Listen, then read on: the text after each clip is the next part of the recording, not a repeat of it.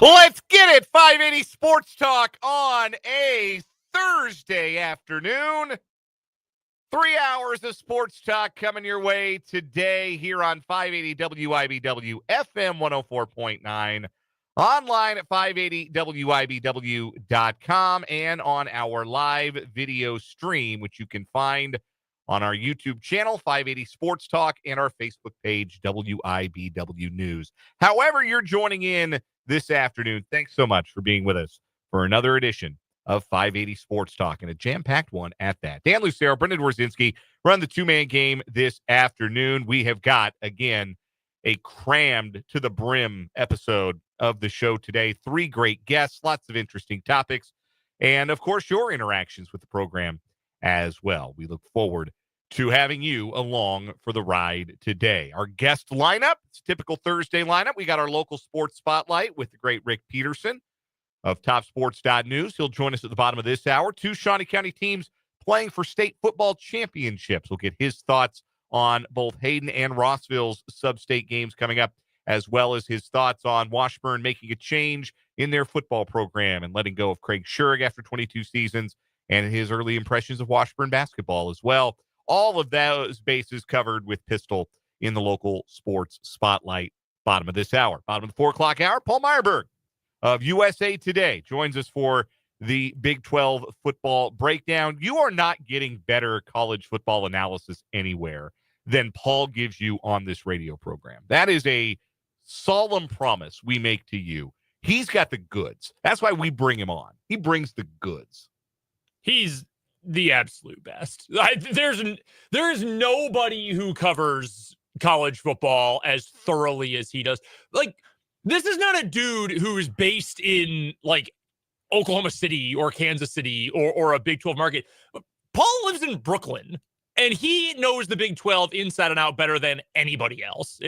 We are very lucky that we get Paul every week during football season. Yes, we are. And we look forward to having him on at 4:35 this afternoon. And in the 5 o'clock hour, the man who needs no further introduction other than his title, the voice of the Chiefs. Mitch Holthus will join us, as he does every Thursday on the show. We'll get Mitch's thoughts on the first loss of the season for the Chiefs and look ahead to, well, Panther Week doesn't have the same resonance as, we had Bronco Week and we have Raider Week, and even Bills Week is a big deal these days, but hard to get fired up for Panther Week. Yeah. Now, I would watch Panther Week if, like, Animal Planet decided to do, like, a week of shows about Panthers. I'm over the shark thing. Like, I know people love Shark Week. I've seen enough shark content. Yeah. Oh wow, someone got mauled by a shark. I'm ready for some new. You know what would rock? I'm ready for Hippo Week. Hippo Week would be wild. That'd be gory. Hippos are mean. Hippos are mean. I want Gator Week. I just want to be sitting there. It's like watching a Yule log. Like, nothing's really happening because gators don't move a whole lot. But then, like, once an hour, you just see a big old chomp. That's what I want. Keeps you on your toes. When is the big chomp going to come? I'm in for Gator Week. National Geographic. What channel is that? Discovery? I think Discovery. Yeah, it's been a long time. Panther Week. These Panthers, not all that ferocious. Just look at the standings. Tell you all you need to know about the Carolina Panthers, and we'll get Mitch Holthus' thoughts on that. So that's our guest lineup today. Did you know? So the Panthers and the Jaguars entered the NFL the same time? Yes. 1995. Were you aware that biologically they're pretty much the same animal? No.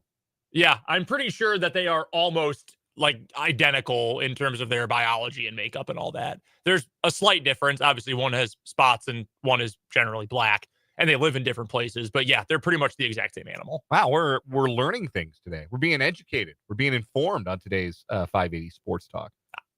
I love 580. Jeopardy. I want other people to enjoy random trivia as much as I do. 580 Animal Talk. I'd be all about that, man. Let's get a Mutual of Omaha sponsorship and let's do it. Make it work. Vance in the YouTube live chat says wants Koala and Sloth Week. I could do Sloth Week. Yeah, that'd be fun. Have I ever told you my koala story? No, I didn't know you had a koala story. It's not that funny, but it's a little funny. I was when my older sister was graduating from college, 2011. My whole family went down there, and we spent one afternoon while we were visiting at the Columbia Riverbanks Zoo in Columbia, South Carolina. Uh-huh. And they have a koala exhibit. And the koala was sleeping. And everyone around was like sad because, you know, you want to see the koala like looking at you, whatever, eating eucalyptus or whatever they do. Well, I was sick as a dog. I had the worst cold of my entire life. And so the koala's there sleeping. Everyone's just kind of standing still. And then I had the most painful, loud sneeze of my life. And the koala's eyes shot open and looked me dead into my soul. And at the time, 2011, most people took pictures with phones, but some people still had like cameras, like point and shoot cameras. So you could hear a bunch of clicks of cameras all right after I sneezed because I woke the koala up for everybody. Hey, you were a hero. Dog, in a way. I was so sick. I remember it 13 years later. It was that unpleasant. Mark H asks, why not Bear Week? They do Fat Bear Week on the internet. Our guy Matt Derrick's a big fan of Fat Bear Week. Yeah, Matt Derrick is an avid follower of Fat Bear Week. This year, Fat Bear Week turned tragic. One of the bears ate one of the other bears. It's not funny. It is very tragic, but it's a little funny. It's a funny sentence. Yes. Like the fact itself that there was a death in the Fat Bear Week competition, that's not fun. That's not a fun fact, but it is an objectively funny sentence. That everyone loves Fat Bear Week on the internet. Oops, one of the competitors killed another one of the competitors. I mean, it's very bear world out there. It truly is. We got some sports to talk about as well. We got our 5A Sports Talk headlines. We'll do What Is Wrong With You in the 4 o'clock hour, play a little either or over under. All those great guests and your interaction. The crowd, the YouTube comments knows what's up. If you've never been, float over to YouTube. 580 Sports Talk is the YouTube channel. You can watch this show live. You can watch us on video for the duration of the program. We have a live chat feature, and you can jump in and you can comment and interact with us and interact with your fellow listeners as well. So we got Vance in. The Marks are in already today, both Mark B and Mark H. We appreciate seeing all of you in the live chat. Also, hit us up on the text line. The text line number is 785-272-9429. That's 785-272-9429. I wanted to start by talking about Chiefs Panthers. Looking ahead, there's no new news today from the Chiefs. The injury report for today is going to look about like yesterday's did. For all intents and purposes, Isaiah Pacheco and Charles Omenihu continue to work their way back from their injuries that have them on IR. No new injury concerns. Everybody who was there covering practice said they saw everyone. Everybody was present and accounted for at practice. So the Chiefs are trending towards being pretty healthy for Sunday, and that's all good news. They play the Panthers. Just how bad are the Carolina Panthers? Like, they're 3-7. They've won 2 games in a row, beating the Saints by 1 and the Giants by 3 in overtime. But this is a team that is ranked dead last in the NFL in points allowed. They're dead last in the NFL in total yards and in first downs and in average plays and yards per possession. They are second to last in the NFL in the number of first downs allowed, second to last in passing yards, second to last in interceptions thrown, 12 of them this year, second to last in rushing touchdowns allowed, second to last in points allowed per drive. By any metric, and those are pretty standard ones. Like, I haven't even dug into like the nerd numbers that sometimes we like to give you on this show. By any of the more traditional metrics, the Carolina Panthers are, as we like to say on this program, dumpster juice. They are poop from a butt. This is a bad football team. And with a bad football team welcoming in a decidedly unbad football team, the Kansas City Chiefs, coming off of a loss, with lots to work on and a lot they know that they have to work on, the ingredients would seem to be in place for a pretty one-sided football game. I would agree. There's a fun little exercise, and there are various Twitter accounts, websites that do things like this to sort of illustrate the fragile nature of the NFL and the very thin margin between winning and losing and between a good team and a bad team. You take every team's one-score games and you flip the results. And where would everybody be? So, for example, if you took the Bengals right now, if everybody in the league's one-score games, you flip the results. If you lose by 1 score, now you win by 1 score. Mm-hmm. The Bengals would have the number 1 seed in the AFC. which sounds about right? That Right. offense is going crazy. They've had a couple heartbreakers. Carolina would go from, and I'm not kidding you, 3-7 to 0-10. Oh, I'm sorry, 1-9. 1-9. Yeah, both. One of their wins came by double figures. Yeah, they would be 1-9. They would be worse. So they're getting their ass kicked when they lose. Not a lot of close ones. They're just getting blasted. The last time they lost, they played Denver back on October 27th, lost by 14. Prior to that, they played against the Commanders, lost by 33. Prior to that, losses by 18, 26, and 10 after their first win of the year against Vegas in week 3. They are really bad. Bryce Young is playing better, which the bar was on the floor. Yeah, I am pro Bryce Young, so better is very much relative. The last 2 weeks combined, two games, because they were off last week. The last 2 games combined for Bryce Young, he has thrown for 297 yards. They won both games. They did. But he has thrown for 297 yards, 2 touchdowns, 1 pick. And he completed 31 out of 51 passes. That's like an average Matthew Stafford game in Detroit. But he did it over 2 weeks.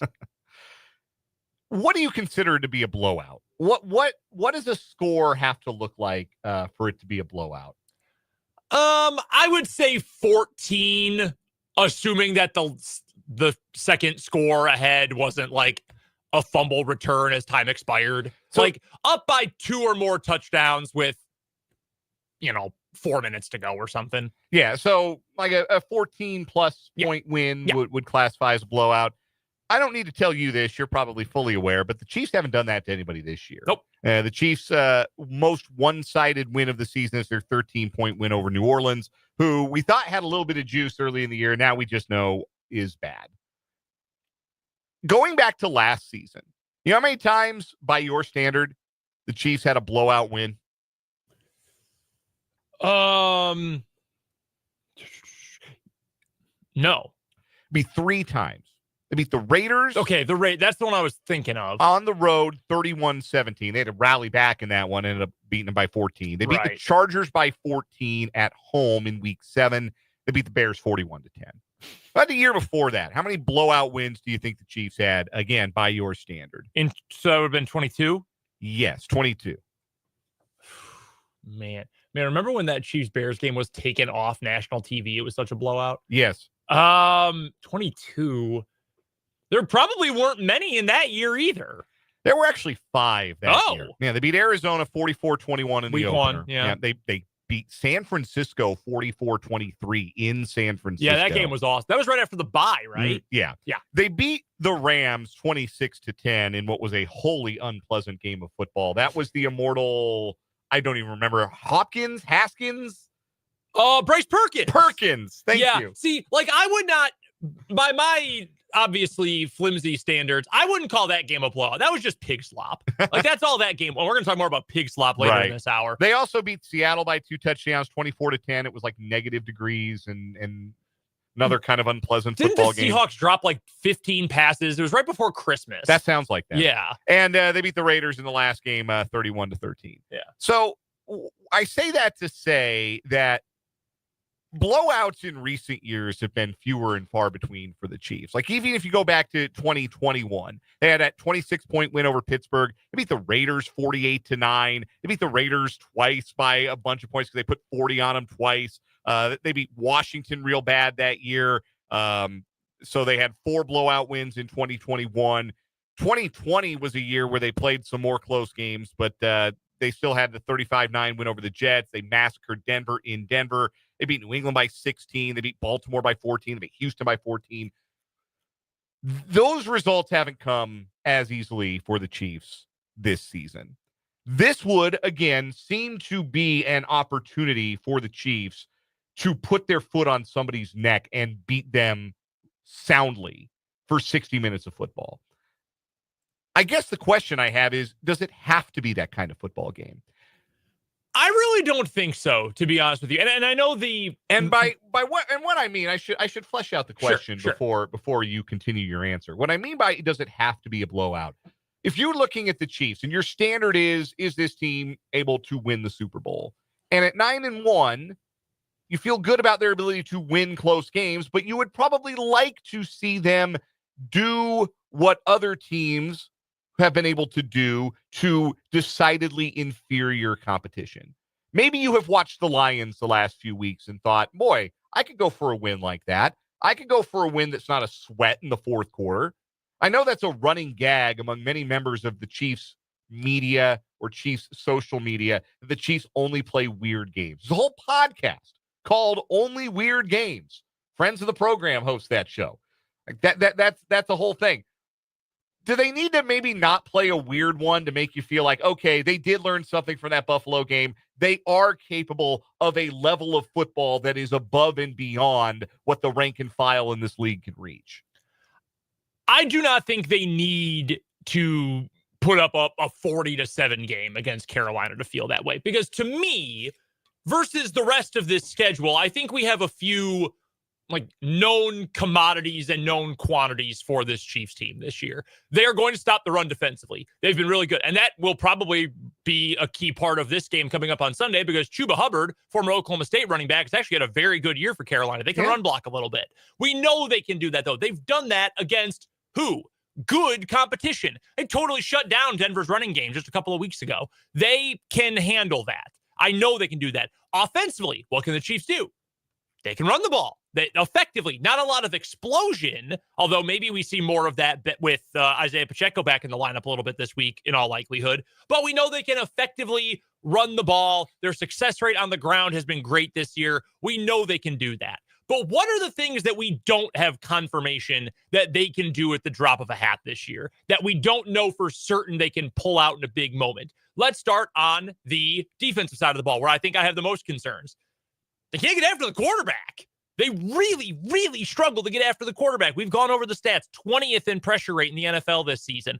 Can you at least generate it against a bad offensive line? A line that I just told you is better at run blocking than I expected them to be. You know, Robert Hunt, those guys in the middle, Damian Lewis, they spent so much money on guards. They are good at clearing lanes in the middle, in between the tackles. But when it comes to pass protection, they are still not good. If you can't generate pressure against those guys, that's where I have my big worry. Like, Chuba Hubbard goes for 125 yards and a touchdown and 5 yards a carry. Like, all right, sometimes you charge it to the game. Like, okay, Chuba Hubbard's a good player. It happens. I know the Chiefs can get to that level, though, against a good team in the playoffs. I know for a fact because we've seen it all year. I don't know that they can generate pressure even against the dregs. So I need to see that so I can be encouraged, hey, they can get to this point. Same thing on offense. If there was ever a game when you take chances, when you try to push the ball, I'm not even begging for, 25 yards average depth of target here like you're playing Madden. I'm asking for a handful of shot plays.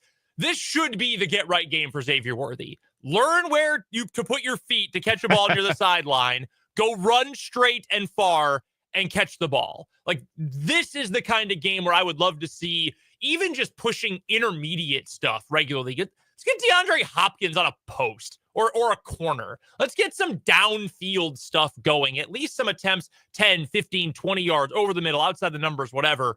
That's what I'm hoping to see because the Carolina defense stinks. They are very, very bad. So if you can't do those things against a team that is just completely overmatched talent-wise, I think I am going to develop a little bit more worry. Kind of feel the same way that I did or would feel the same way I did with the K-State game the other night, right? Against Mississippi Valley State. Like, these dudes suck. You should blow them out of the building. And K-State was kind of disinterested and, some effort questions. And outside Coleman Hawkins, the rebounding wasn't all that great. Like, hey, this is worrisome. You won by a good chunk, but you didn't do the things that we wanted to see you dominate with. Similar-ish principle here with the Chiefs. The Panthers probably can't stop any of that stuff I just brought up. So you got to actually be able to go and execute it. Mm-hmm. I think that if the Chiefs are juggernaut adjacent, let's say that's kind of strained, but maybe you get what I'm getting at. If the Chiefs are the kind of team that truly ought to be considered, no questions asked, the AFC favorite, this is a game they ought to go and really wash their hands of the Panthers in the first 10 minutes. Get a stop, get a score, get a stop, get a score, and go run away and hide from these guys, much like what they did to the Bears last year. That was different circumstances. That was early in the season. That was a home game. That was Taylor Swift's first game at Arrowhead Stadium. There's a lot going on that day. So different circumstances, obviously. But in all seriousness, this is a Carolina team that is gained a little confidence from winning 2 in a row. They're going to be at home. And the thing about being the Chiefs and being the 2-time defending champs is you get everybody's best shot. That's just the thing. You aren't going to have a worry about a team's effort. Nobody's going to go against the Chiefs and mail it in. I think that the Panthers have a little mail it in them. If you just look at their scores, I think that's pretty obvious. But this isn't going to be the week where they do that. So it's going to take some doing. I don't think it will be a sky is falling situation if the Chiefs only win by 7 points, because I do expect them to win. They are more talented everywhere than the Panthers. If they lose this game, we're having a very different conversation, a very different kind of Monday on this show than maybe we've had since, the 3-4 start back in 21. Mm-hmm. But they win this game. I'm not sure it matters necessarily if it's by 7 or if it's by 27 or if it's by anything more or less than that. I think, like you said, it comes down to executing. It comes down to, did they make strides in the areas where the Bills showed them to be deficient? Did Najee Johnson or Joshua Williams or Chris Roland Wallace flash? Did they make some plays in the defensive secondary? Was the coverage more on point? Were there fewer open receivers down the field? Was the pass rush more impactful? Was pass protection better against a team that's not particularly great at getting after the quarterback? You're looking for improvement and you're looking for execution. And at the end of the day, you're looking for the win, because this has always been a Chiefs team that knows style points don't count any extra in the standings. They're not out there looking for style points. They're not out there looking to embarrass the Panthers. I don't think Andy Reid is going to try to embarrass first-year head coach Dave Canales. They'll get whatever they feel is comfortable and try and sit on it, would be my guess. So this might be a game that ends up looking on the scoreboard like it was too close for comfort, but I could see a final score kind of looking similar to the New Orleans game, like a 26-13 kind of final score. If I see all of those things that I mentioned as points where we need to see progress for this team to achieve championship level form, I'll call that good, even if they don't win it by 35 or whatever. We're going to take a break here on 580 Sports Talk. We'll get your thoughts in the YouTube live chat. Love to hear from you. Also, the text line 785-272-9429.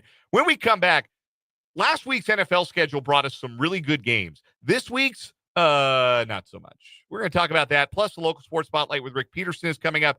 You're listening to 580 Sports Talk on this Thursday.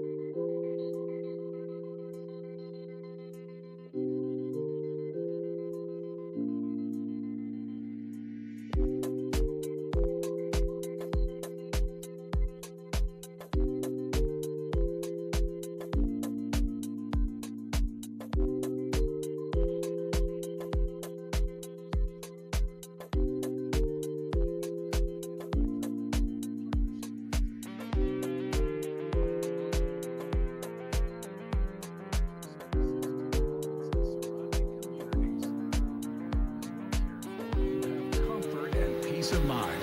This month, replace your HVAC system and receive a free whole home humidifier. Schedule a complimentary assessment online at tumcohc.com. This holiday season, Straight Talk Wireless is letting you say yes a lot more with real unlimited data. Yes to sharing pics of the ugliest holiday sweaters. Yes to checking weather on the go for surprise sledding trips. And with a free phone and sign up, let the yes-tivities begin. No way! Yes way. Straight Talk, real unlimited data. Available at Walmart or straighttalk.com. Offer valid through 1/5/25 while supplies last. Participating store taxes and fees apply. Requires special activation on select SIM line plans. Limit 2 phones per customer. For network management practices, visit straighttalk.com. WIBW, Topeka.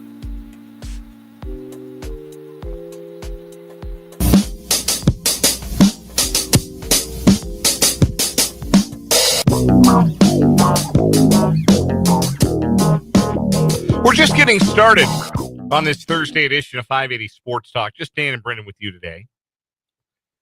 Got our great guests lined up. Rick Peterson in about 5 minutes or so. Then Paul Myerberg, bottom of the 4 o'clock hour. Mitch Holthus in the 5 o'clock hour. Last week, we were raving about the NFL schedule. We had big games, and they all delivered. Like Pittsburgh, Baltimore in the early window, delivered. Yep. Chiefs, Bills in the afternoon window, delivered. Yes. Sunday Night Football rocked. Yes. This week's schedule stinks real bad. Even next week, like the Thanksgiving lineup is terrible. It's revolting. I can't believe we got to watch Cowboys Giants. I would rather somebody serve me a Thanksgiving meal with no gravy than serve me Cowboys Giants. Yeah, that's middle of the day too. That's like right as your family is either. If you're an early dinner family, that means that you just finished your meal and now you got that game. Or if you're like my family and eat it closer to regular dinner time, that's your lead into the meal. Ugh, gross. Rather talk politics. God. But like the Sunday slate next week, Chargers Falcons is pretty decent. Bengals Steelers will at least be fun. Cardinals Vikings is good. Yeah.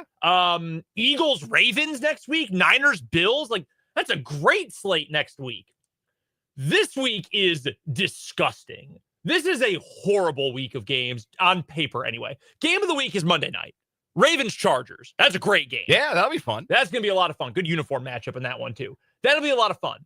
I would say number 2, San Francisco at Green Bay. Might be a snowy day in Green Bay too. Always fun. Yeah, that's an intriguing game. Like the late window, only 3 games, but like I think 2 of those games are better than any of the games in the noon window. And I was going to say Arizona at Seattle. I think also that's a really big game for both those teams. The West is crazy. Some stakes in that one for sure. Every other game sucks.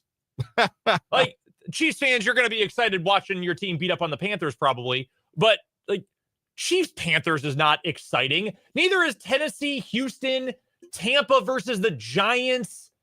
Like Lions, Colts, maybe if Anthony Richardson learns how to play quarterback in the next 48 hours. Like this schedule is awful.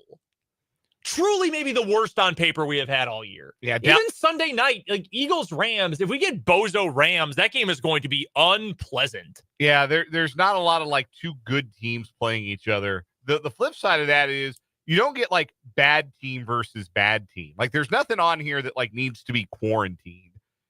Like yeah, that's true. At the very least. That's almost worst though. Like, yes. I'd rather like next week. There's a couple of those games that are just crap versus crap, and it's okay. I just won't turn that game on. Like, right. I will not flip to that part of Sunday Ticket. I don't need to worry about that. One note about the Rams, by the way, I just learned this today. Who has a worse passer rating under pressure this year, Will Levis or Matt Stafford? Based on how I asked that question, I bet you can guess. I bet I can guess. Yeah, you know who's really good at getting after the quarterback and just playing defense? The Eagles. Yes. Yeah, not thrilled for that Sunday nighter. So yeah, this is a tough week. This might be like if you're a Chiefs fan and maybe you care about the Chiefs more than you care about the rest of the NFL. This might be a good like final yard care weekend. Like got a couple things you need to trim. Got to put the hose away. Yeah, got to winterize. This might be a good week for that. I know I have to. Yeah. I know I've got some of that on deck. Yeah. That's for sure. Christopher in the YouTube live chat calls Giants Cowboys the Tryptophan Bowl. I don't know that there's been a worse Thanksgiving Day game in my life. I have to go look. There have been some duds. I do love Thanksgiving. Like, Thanksgiving is maybe my favorite holiday because of football. Yeah. Like, it is a day made for football and gorging yourself till you pass out. How can I pass that up? We're going to talk a little football, some other things as well with the great Rick Peterson of TopSports.News. The local sports spotlight is next on 580 Sports Talk.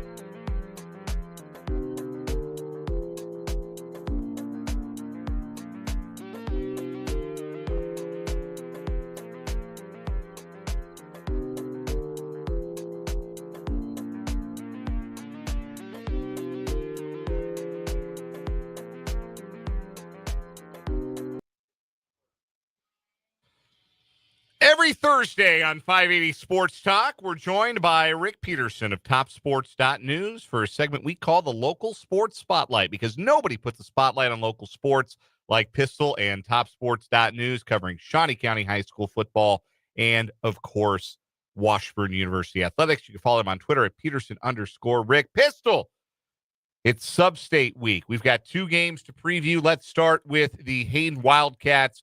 You know, the old adage about it being tough to beat a team twice, I know that that's something that that Hayden and Coach Bill Arnold have a lot of understanding of, and they've got a lot of respect for that Perry LeCompton program that they played last week.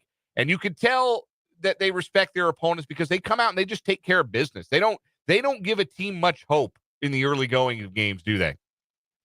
No, and hey, we can put that on one person. I mean, Jensen Schrickle just took over that game from the get-go, and obviously he had great blocking and great passing from Jet Walmart. But you know, I like Hayden's chances to win anytime Jensen Schrickle scores 7 touchdowns.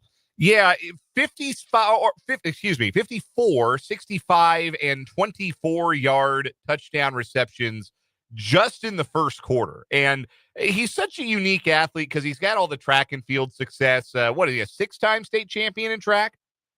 It has to be in that neighborhood, yeah. Yeah, I think it's 6 gold medals, both individual and relay events. And so that's a level of speed that you get that on the gridiron, you get it out in space. And, Hayden has run that single wing or that wing T for so many years. They like to compress the line of scrimmage, and then there's all kinds of space outside the hashes for somebody like Jensen Schrickle. It ends up being kind of a perfect fit for somebody with his skills.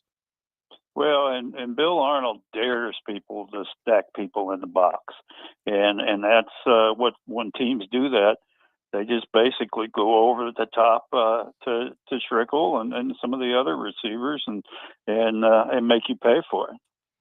Rick Peterson, our guest, our local sports spotlight here on 580 Sports Talk. So the matchup is against Wellsville, who's undefeated, and they beat Holton 49-0, and that's kind of a result that'll raise an eyebrow because no matter what Holton is in a given year, it's really hard to do that to a Brooks Barta team. So obviously Wellsville's got some athleticism. You mentioned you like Hayden's chances. What are they going to have to do to come away with a win in this one? Well, it's always tough on the road, and they did it a year ago though. So they know the surroundings. They know what they need to do. What they need to do is, I always think when you're on the road, although Rossville kind of proved me wrong last week, but I always say when you're on the road that you need to get off to a good start and kind of take control or be right there in the game from the get-go. And then the other thing they have to do is they have to keep Wellsville's. They can't let Wellsville have the ball, for long drives on offense because the Eagles have a great running back and are capable of doing that. Rick, let's shift our focus to the other Shawnee County team still alive, the Rossville Bulldogs. And I got to be honest with you, I saw that score going into the fourth quarter, and I thought, man, congratulations to Jackson Heights. What a win that's going to be for their program. Then I looked up and I saw Rossville wins 42-38, and I thought, man, they are just inevitable, aren't they? This time of year, it really feels like Rossville just has an inevitability about them. 2 onside kick recoveries in the last 5 minutes of a game. Rick, how many times have you seen that? Probably never. Hey, not just high school. I'm not sure if I've ever seen it at any level. I mean, I'm looking at this, and Rossville is kind enough to send me stats and stuff, and I'm looking at it, and I'm like, I can't remember exactly what it was, but like a minute 43 or a minute 27 or something like that they scored all that. And I thought, oh, they must have messed up when they sent this. But then I started looking at it. Yeah, they score, onside kick, they score, onside kick, they score. I mean, that was just crazy. I wasn't there, and I sure wish I could have seen that because what a game, what a comeback. And I think Rossville kind of rides that momentum now into a big road game at Centralia. And that's the hope, right? I mean, there's 2 ways you can go with that. One, you can kind of coast on that high of feeling like you've won this all-time game. No matter what happens on Friday at Centralia, folks at Rossville and the kids who played in that game for this team are going to remember that comeback, that achievement for the rest of their days. There's no question about it, but you got more football to play, and the standard is a very high standard for Rossville football. And if they're going to take it to a state championship game, they're going to have to get through Centralia, who they played quite a bit in recent years, and Rossville won all of those games, if I can recall correctly. Yeah, Rossville said in postseason they've just had an amazing run, and I think that bodes well for them. But, I don't think you can count on getting down 17 with 5.5 minutes left. They need to get off to a much better start at Centralia. No doubt about that. Rick Peterson joining us for the local sports spotlight here on 580 Sports Talk, talking all things Shawnee County High School athletics and, of course, Washburn University athletics. We can pivot there, Pistol, as an era came to an end earlier this week. Washburn University making a change. Craig Schurig, no longer the head football coach after 22 seasons. Your reaction to, one, when you heard that news, and number two, just over the last 22 years, what you've come to know about Craig and what he's done for Washburn University football over all of that time? Well, I didn't want to have this feeling, but I had a feeling that it was coming. And, they, in that conference, with such a tough conference, and going 2-9 and 3-8, although this year they could have easily turned that record around. I mean, they had so many close games, but I kind of felt it might be coming, but I hate it because, you asked about Craig Schurig, one of my all-time, just a class individual. And he's always treated the Petersons, myself and my son, who's a former Washburn beat writer, just great. So I hated it from that standpoint. We're chatting with Rick Peterson from TopSports.News. He joins us every Thursday at this time for the local sports spotlight here on 580 Sports Talk. You can go check out all of his great work as well at TopSports.News, covering all things Washburn and city and county high school sports. What is your lasting memory, Rick, of Coach Schurig? And obviously, you just mentioned, great to you, to your family, and to media members, myself included. I know I can speak for Jake before me too. Great with us. Always a great interview. Great guy to just get to talk ball with. What is sort of going to be your lasting memory of the Craig Schurig era at Washburn? Well, just from what he took over to what he built that program into. And that's why I hated that the last 2 years, are part of his legacy because, 3 years ago, they're in the Division II playoffs. 2 years ago, they're 7-4. They've won 10 games in a season. They won the MIAA championship. That's what I want his legacy to be, because that program wasn't very good when he took it over. So I hope people remember that more than they do the last 2 years. How appealing is this Washburn job? I mean, to guys like us who are around the program all the time, know what it's about, know how good the heights of it can be. It obviously appears to us like it's a fantastic job. Obviously, you've got to rebuild a little bit after the last 2 down seasons. Also, the transfer portal era, that changes everything. A number of key Washburn players have announced on social media they're entering the portal. You look at tight end Cole Keller as one, Topeka's own Tylen Alejos, the Topeka High product. He entered the portal yesterday, and then cornerback Jaquez White a little bit earlier on today. So how big, I guess, of a turnaround is needed for this Washburn team, in your opinion? Well, if they can keep most of their good players. And just because those guys go in the transfer portal don't necessarily mean they're leaving. We've seen that before. But if they can keep most of their good players, the Trey Richardsons and Sam Van Dynes and those type players, I think they'll be good next year. I really think they'll be good next year. And to answer your first part of that question, I think it's a great job, and I think that starts with the facilities. There's a lot of Division I programs would love to have that indoor facility, so that's one of the great things. I love that stadium, and I think it's an appealing job. I think it's really going to draw some big Division II type names.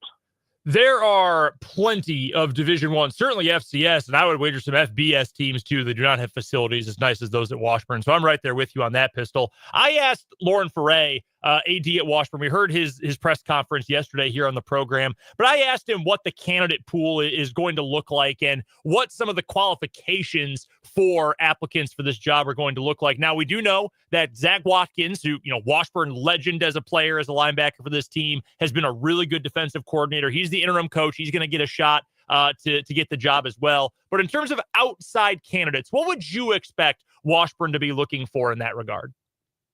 Well, Lauren said something that I found very interesting, and I think it's a very valid point. He wants somebody that is familiar not necessarily coached in the MIAA, but is familiar with how good a conference that is, because I sure can't think of any other conference that top to bottom has the power that the MIAA does.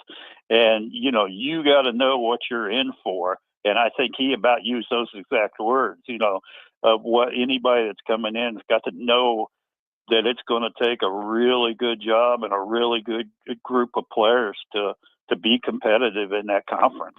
So I think that's a big deal. But I think some experienced head coaches are going to try for that. And I don't want them to overlook good assistant coaches either. That Craig Sherrick was an assistant coach, and this was his only head coaching job. And again, I think overall he did a fantastic job. Ends his career as the winningest coach in the school history. So keep your mind open, and I'm sure Lauren and the selection committee will to what's out there. Rick Peterson covers local sports for TopSports.News, Washburn University Athletics, Shawnee County High School sports. TopSports.News should be a daily read for all things high school and college sports in Shawnee County. Pistol joins us every Thursday on the Floating Place Wine and Spirits Hotline for the local sports spotlight. Pistol, we'll talk to you soon. Look forward to it. That is Rick Peterson. We'll take a break, wrap up the 3 o'clock hour, 580 Sports Talk after this.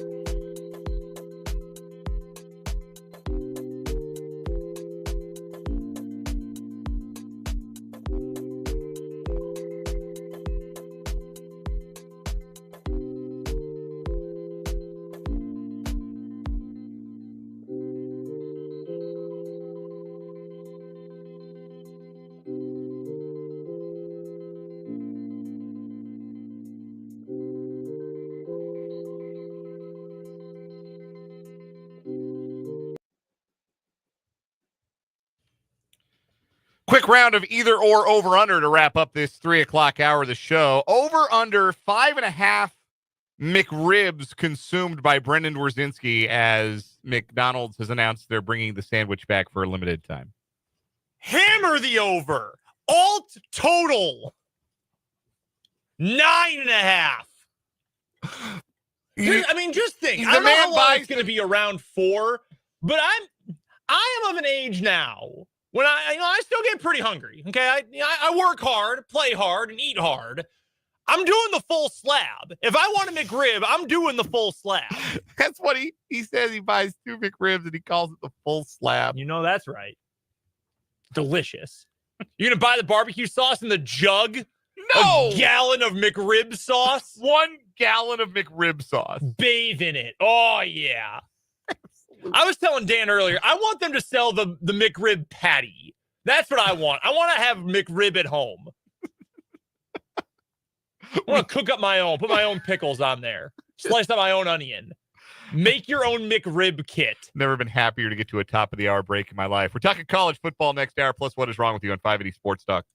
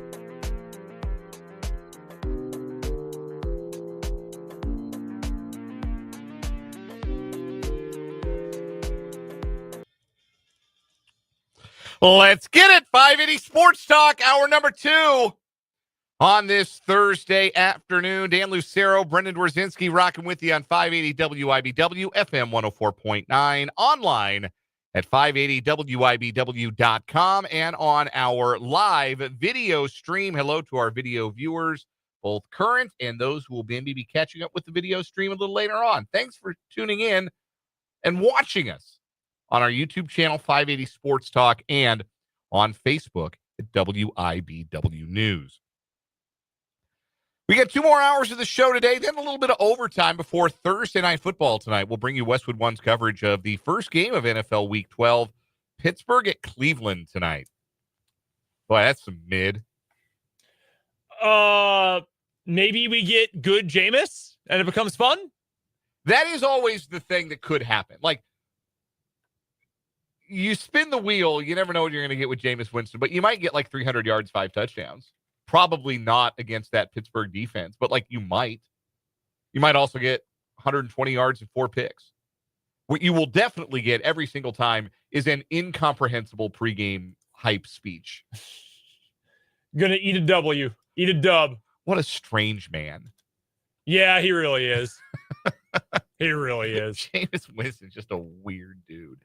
You are, as always, invited and encouraged to join the conversation on 580 Sports Talk. We got a wide open text line for you. Shoot us your text, 785-272-9429. You can also jump in the live chat on YouTube if you are watching live. Again, the YouTube channel, 580 Sports Talk. We have a live chat feature, and you can jump in and you can interact with us and interact with fellow listeners.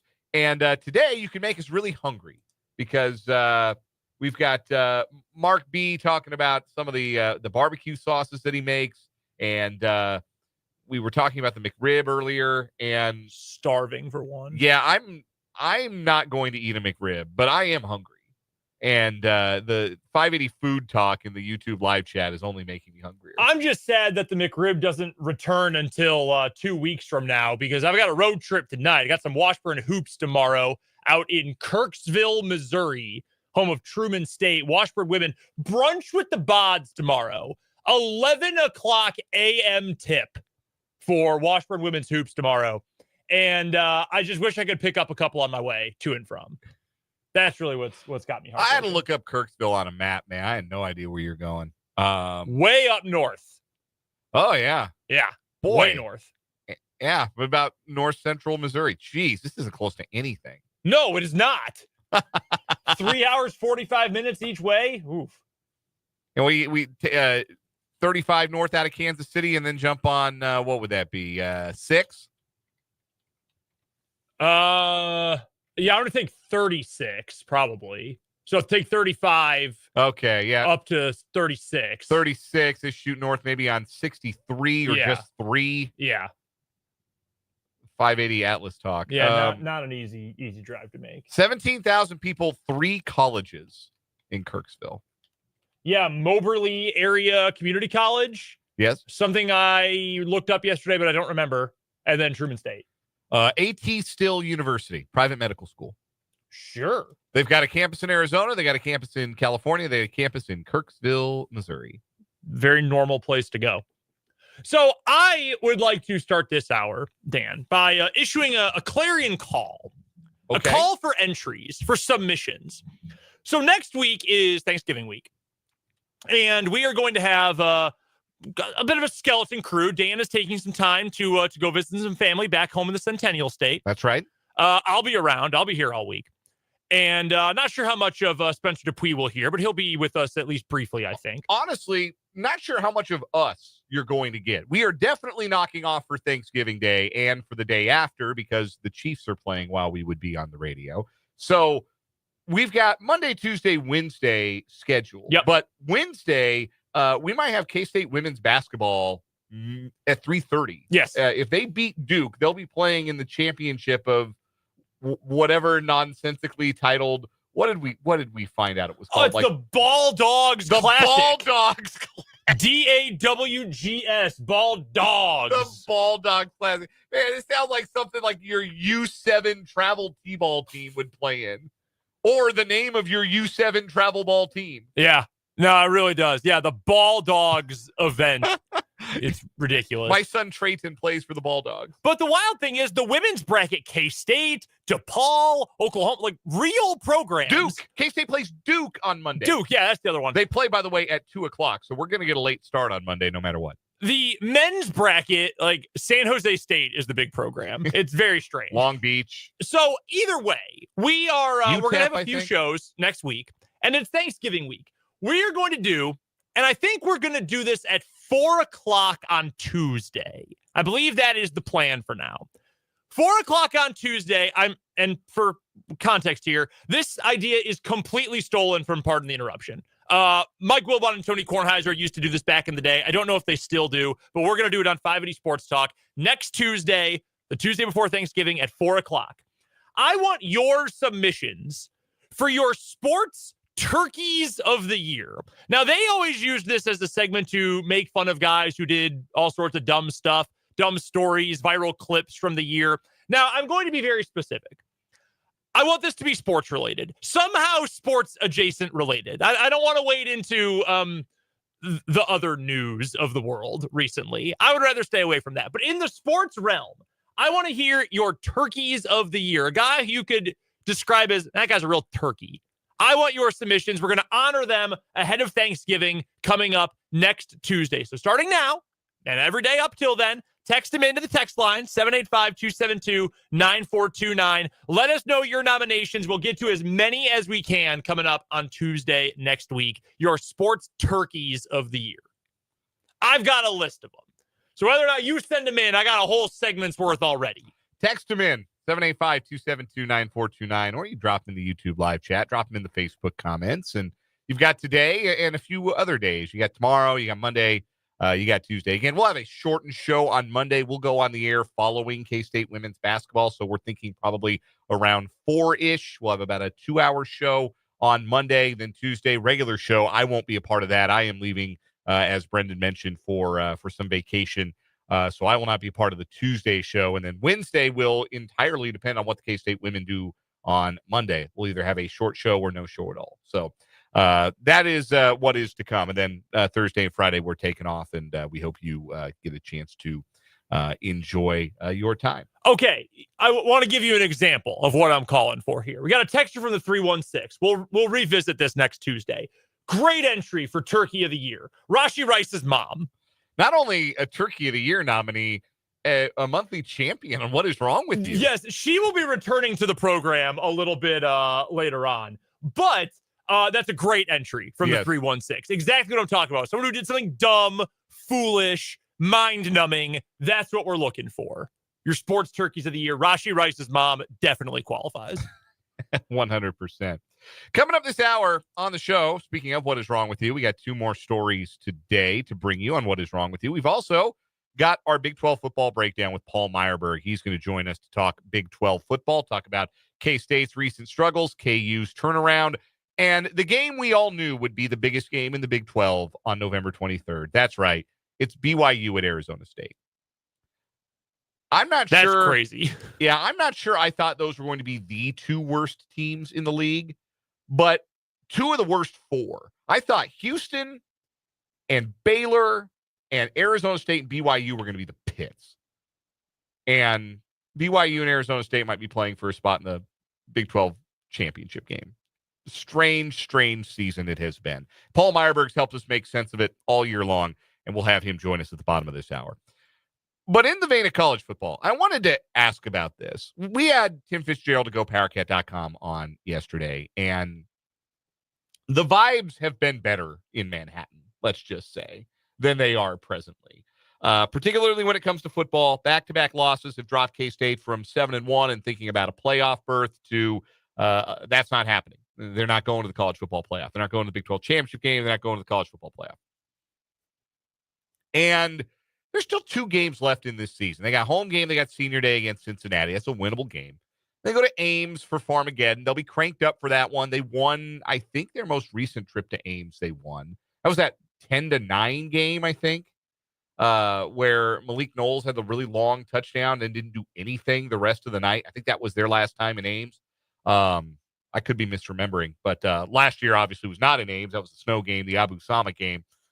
So K-State will be hungry for revenge, and Iowa State is like K-State, team trending in the wrong direction. That's not an unwinnable spot for Kansas State. So the opportunity is still in front of K-State to win 9 games. You are right. 10-9 at Jack Trice Stadium. Yeah, like I think Malik Knowles caught it was a weird game, man, because he caught like a long pass and got stripped and fumbled out of bounds like the 1 yard line, and 4 different players threw a pass. Oh no, I'm sorry, I'm looking at the season stats. Never mind. Yeah, 4 different players threw a pass for K-State that year. Yeah, so that game was, and I can go pull it up real quick. What a hideous football game. It kicked off late too. This game was in prime time. Phillip Brooks, 81-yard touchdown pass from Adrian Martinez, 2 minutes and 37 seconds into the game. Okay. K-State then kicked the go-ahead field goal with 7:14 to play. They did not score for 3 full quarters and won a game 10-9. Yeah, it was gross. It was not the most pleasant of games. It was a win in Ames. So it's not impossible to win in Ames. Hunter Deckers sucked up the joint for Iowa State that night. Well, you don't say. He was terrible. Maybe he had the under on his passing yards. Probably. Anyhow, K-State can still go 9-3. And if you go 9-3 and you beat Iowa State and Kansas and you go to a decent bowl game like the Alamo Bowl, something like that, that's a good year.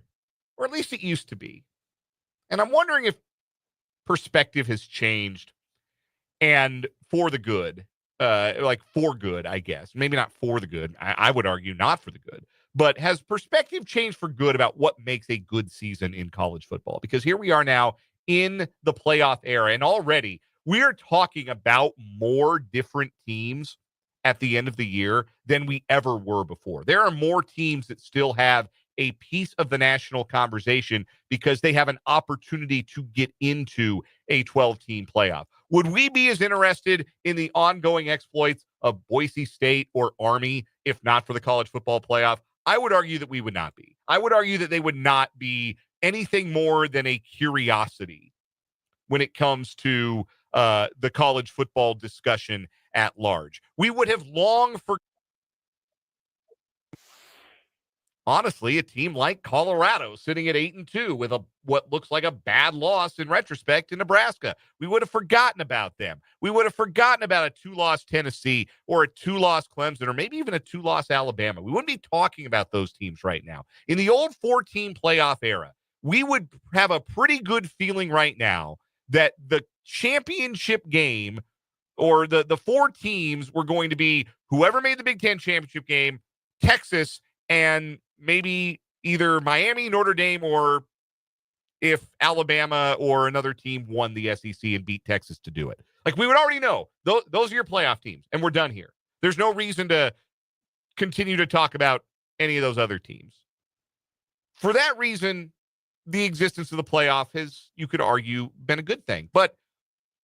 And maybe this is just perspective that's warped because perspective always gets warped when you go and visit message boards or social media, because the angriest people in the world sometimes are the ones who post on social media, or at the very least, the most negative people in the world.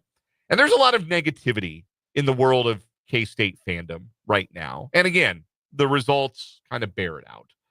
But a lot of talk about how it doesn't matter if K-State wins out. This season's a disappointment because they're not going to go to the playoff, because they're not going to go to the Big 12 championship game. And look, I think it's great. I don't want to sound condescending here. I think Kansas State should aim to play in the Big 12 championship game every year. Yes. In the new Big 12. Agreed. That should be a goal for Kansas State. I think they have the resources. I think they have the head coach. I think they have the history. I think they have the fan support. I think they've got the juice to say that that's something that can be an every year goal for them, much like it was an every year goal for Texas and Oklahoma in the old Big 12. We also have been led to believe that K-State's got the NIL for it, to be frank. Yeah. Like, everything we've been told in the last 6 months or so is that K-State is not hurting for NIL money. So if you've got those kind of resources and the desire to be good as a program, which, I mean, I would say K-State does, like, internally, then yeah, that should absolutely be your bare minimum goal, is to be in that game every year. Well, it's not going to happen for Kansas State this year, but if they finish winning out, which is possible, look, if K-State finishes 7-5, we'll be the first ones to open up the microphones and talk about what a disappointment this season has been for Kansas State.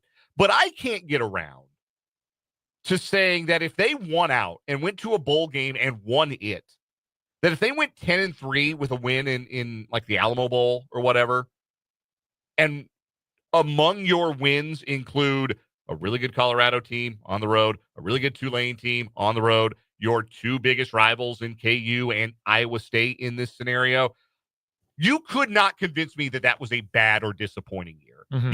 You couldn't. 10 wins, a bowl win, beating your rivals, those things should still mean something in the playoff era. And I wonder if now they mean a little less. And obviously it depends on the program, right? Because we're talking about Kansas this year through the context of, man, it would be great if they could make a bowl. Given how things started, how things began this season, yep. If they could make a bowl, that would mean something. And look, that would not be meeting expectations this year for Kansas. That's already gone by the wayside. That can't happen. There was a thought that this team could compete for a Big 12 championship, and those dreams died pretty much immediately. That DOA, really. But making a bowl after a 2-6 start, that would mean something. And there will always be programs in the ecosystem for whom reaching one of those bowls is meaningful. Going 8-4 with a win in a rivalry game is meaningful. I just wonder if it can still be meaningful for the class of program that is not the Alabama, Georgia, Ohio State class of program. Because I firmly believe those are the only three programs in the country that can realistically look in the mirror every year and say, national championship or bust. Title or bust. It's Alabama, it's Georgia, it's Ohio State. That's it. And then there's a tier of programs below that. I think Texas lives there. I think Oregon lives there. LSU lives there. Oklahoma. Notre Dame lives there. Oklahoma, where, I mean, they've won national titles, or they played in the playoff, or they played for a national championship. So that is a realistic outcome for their season. They can aspire for that. But then there's the class of program that I would argue that K-State belongs to. And I think like Tennessee's in that class. And I think Penn State's probably in that class. Texas A&M is in that class. Programs like that, and like that's good company to be in, guys. Those are really good programs, historically excellent programs. Programs where national championships probably aren't going to happen. But it used to be good enough if you were one of those programs. If you were Tennessee, hey, you beat Alabama third Saturday of October and went to the Orange Bowl or the Sugar Bowl. Great year. Won the SEC. Great year.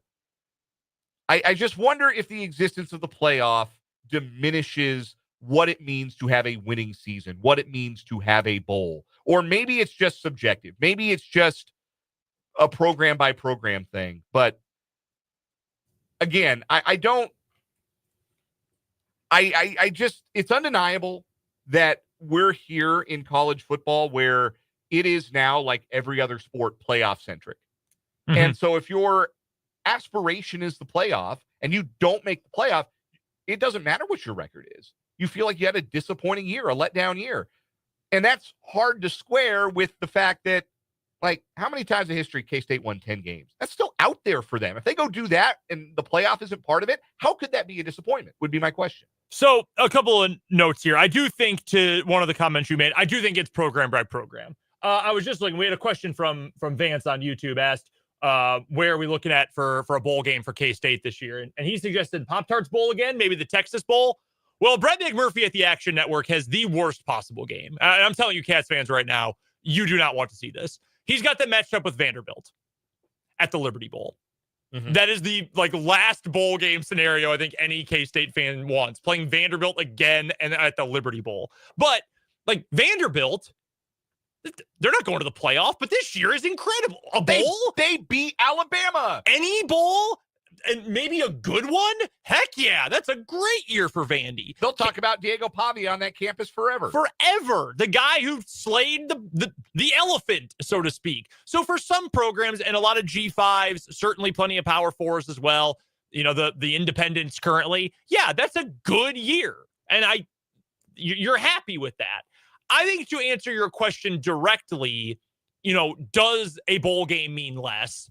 I think the answer is yes. I think it very clearly means less. I think, you know, the beauty of the bowl season and all the cool things that come with that and the pageantry of it, I think has very much to playoff-centric talk. And I don't really like that because I like the uniqueness of college football. I like that you only need 1 foot down. I like that the hashes are wide. I like that the postseason includes tons of teams who you normally wouldn't see facing off in weird stadiums with funny sponsors and like in the Bahamas. Like I love stuff like that. And I think it sucks for college football that you're losing part of the fun of it to instead have 8 weeks of, well, you know, if Indiana wins these 3 games but loses this one and then wins this game but it's only by 4 points, unfortunately, they're not better than South Carolina and thus they can't be in the playoff. That sucks. I hate Joey Galloway went on TV this week and said that Indiana should sit its starting quarterback, a star, Curtis Rourke, essentially because, yeah, why get him hurt? They're going to lose to Ohio State anyway. Who cares? Dude, you played college football in the Big Ten. What? That sort of thing sucks. And I hate that the college football discourse has gotten there. So that's the answer to your question. But I would also like to make an argument to feel the other way about this. If you're a Big 12 team, I hate to say this to you, especially if you're someone who loves, like, I'm a Big 12 fan. I'm Rob Lowe with the NFL hat, except it's got the Big 12 logo on it. Sure. I love the Big 12. We're number 3. We're not a minor league conference like the Big 10 and SEC want us to be. I hate to break it to you guys. Yes, you are. Yes, we are, I suppose, because we cover KU and K-State and the whole conference. The Big 12, by comparison's sake, is a minor league conference. Heather Dinich works for ESPN. She's the playoff reporter, right? Uh-huh. They had her weeks ago already making the argument, well, if BYU doesn't go undefeated, I don't think the Big 12's not getting more than 1 team in, and they might not get a bye in the first round. That was like 3 weeks ago. Yeah. We were only halfway through the year, and those seeds were already planted. She's the mouthpiece for the committee. Like, they're already working against you guys. So if you know you're only going to get 1, maybe 2 in a lucky year, enjoy the other parts of the sport. Relish 10 wins or 9 wins, 8 wins. Whatever it ends up being, relish the fact that you get to play more football. You get some sort of honor. You'll get a trophy if you win the bowl game. Recognize that the system is working against you, and most programs can't win a national championship. Sorry. That's the fact of the matter. Yeah. Not only is there a small tier and second tier, Dan, like you pointed out, most teams don't have a chance. Most teams do not have a chance. Even in this 12-team playoff field, like, it's great that we're paying attention to more teams, but yes, Indiana has had a storybook season. You're going to see what it looks like against a national championship caliber team like Ohio State this Saturday. Like you're going to see. It's different. Here's an example, even from the SEC. A team I was a humongous fan of as a kid. South Carolina will never win a national championship in football. It is impossible for them to win a national championship in football. It will never happen. As long as that school exists, unless they drop to FCS, they will never win a national championship. It's not basketball. There's no 3-point shot, right? There's no 85 Villanova or 83 North Carolina State that's ever going to emerge from this college football playoff. Yeah. And I think then once we understand that, because I think there is some hope being offered because it is the first year and it has been such a chaotic season. But when the Final Four, they always were going to be, and the championship game is a very familiar matchup, and it keeps happening that way, maybe then the pendulum will swing and we'll go back to feeling like, you know what, maybe we didn't make the playoff, but hey, we won our second tier bowl. We went 10-3, and that was a hell of a year. We got to take a break. What is wrong with you next on 580 Sports Talk?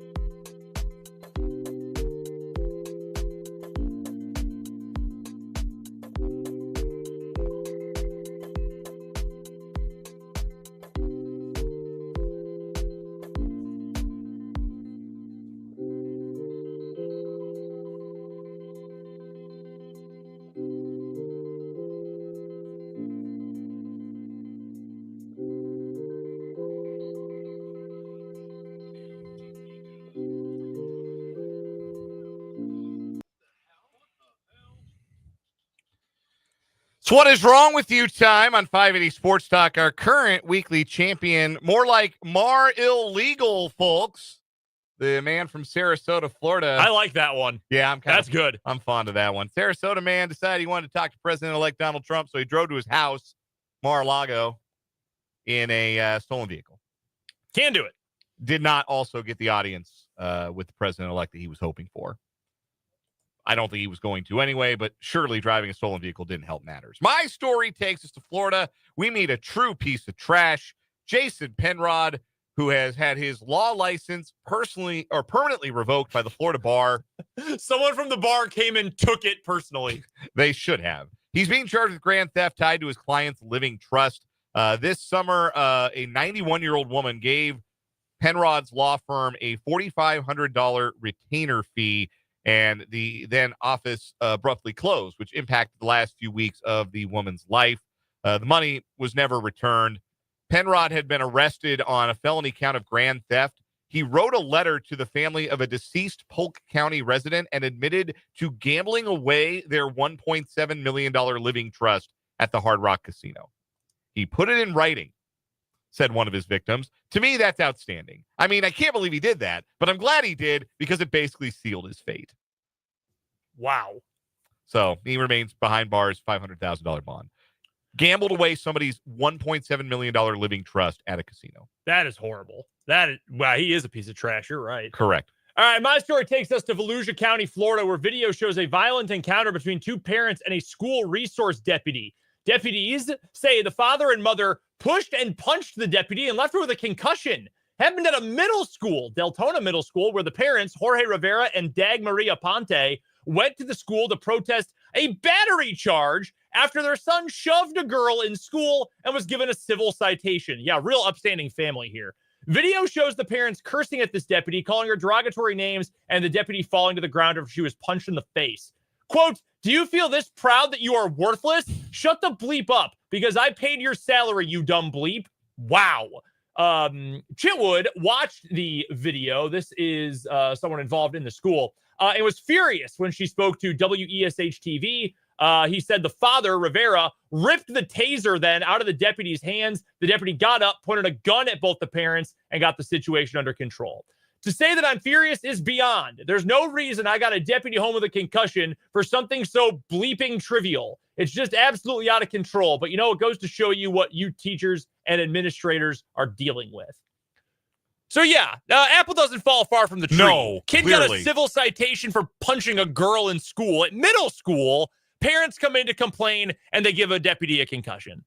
Yeah, I wonder where the kid got it from. No kidding. I'm going to say that one wins today. We got some real lowlights today. I agree with you. Yeah, this is a real loser day. I'm going to stick with Mar Illegal. Mar Illegal. That will be our continue on as our winner, the guy who stole a car to drive to Mar-a-Lago. We got Paul Myerberg coming up next on 580 Sports Talk.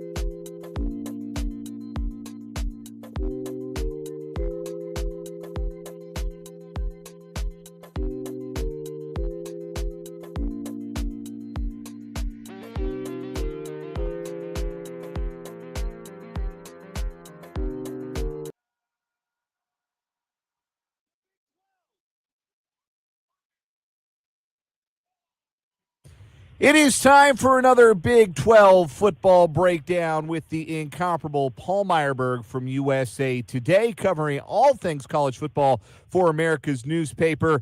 And he takes time every Thursday to chat Big 12 football with us here on the Fleming Place Wine and Spirits hotline on 580 Sports Talk. And speaking of breakdowns, Paul, the Kansas State Wildcats appear to be in the middle of one. 2 straight losses for K-State. They have excused themselves from the college football playoff picture and the Big 12 championship picture after a dispiriting first-half effort and a home loss to Arizona State. What are you most bothered by what you've seen from Kansas State the last 2 games? And do you think it's just what this team kind of is, or do you think there might be something deeper, more endemic at the root of what's going on here? Yeah, I don't know what the answer is, and neither does the coaching staff, which you saw very clearly after the game. They're grasping for answers, and I can't tell you what that answer is, obviously. I think what's most dispiriting, if you just look more minuscule than looking at the big picture. Big picture, obviously, this is incredibly disappointing to lose these 2 games and drop out of the race. But the lack of energy is just palpable. I mean, just even on TV, the lack of energy is just really, really apparent. And that happening against Houston, that came out flat. Happened again against Arizona State, they came out flat.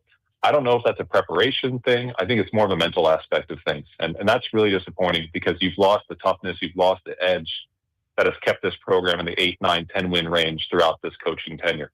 So that's very dispiriting to me. And that's disappointing because that's not what you expect from this program. There's still something to play for. They're not going to play for a Big 12 title. They're clearly not getting into the playoffs. But look, you went out, you go 10-3, you beat a Power 4 opponent in the bowl game. You could finish top 18, top 15 in the country. And that's still really meaningful for Kansas State. So let's not pretend that they're just going to throw in the towel and quit. They may have done that already, but they're not going to quit just because they're 7-3. So it's disappointing, but there's still something to play for.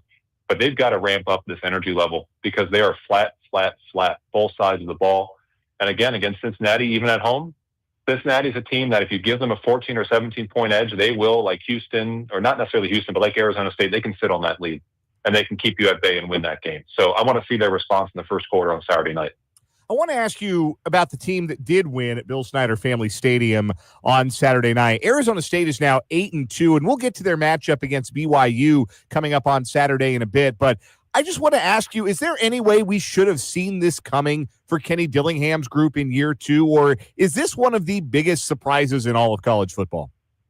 Oh, it's definitely. And look, in a year when you didn't have Indiana at 10-0, you didn't have Colorado and Dion doing what they're doing, Dillingham and ASU would be the story of college football, at least the surprise story, the surprise success story of college football. I mean, as it is, they've really flown under the radar. And look, if you didn't see it coming, good, because no one did. And you couldn't have seen it coming even at 3-0. If you remember correctly, they beat a really bad Mississippi State team, and people thought, oh, okay, maybe Arizona State's better. Mississippi State's terrible. They beat a average Texas State team, a team that has not lived up to expectations in the Sun Belt. They lost to Texas Tech.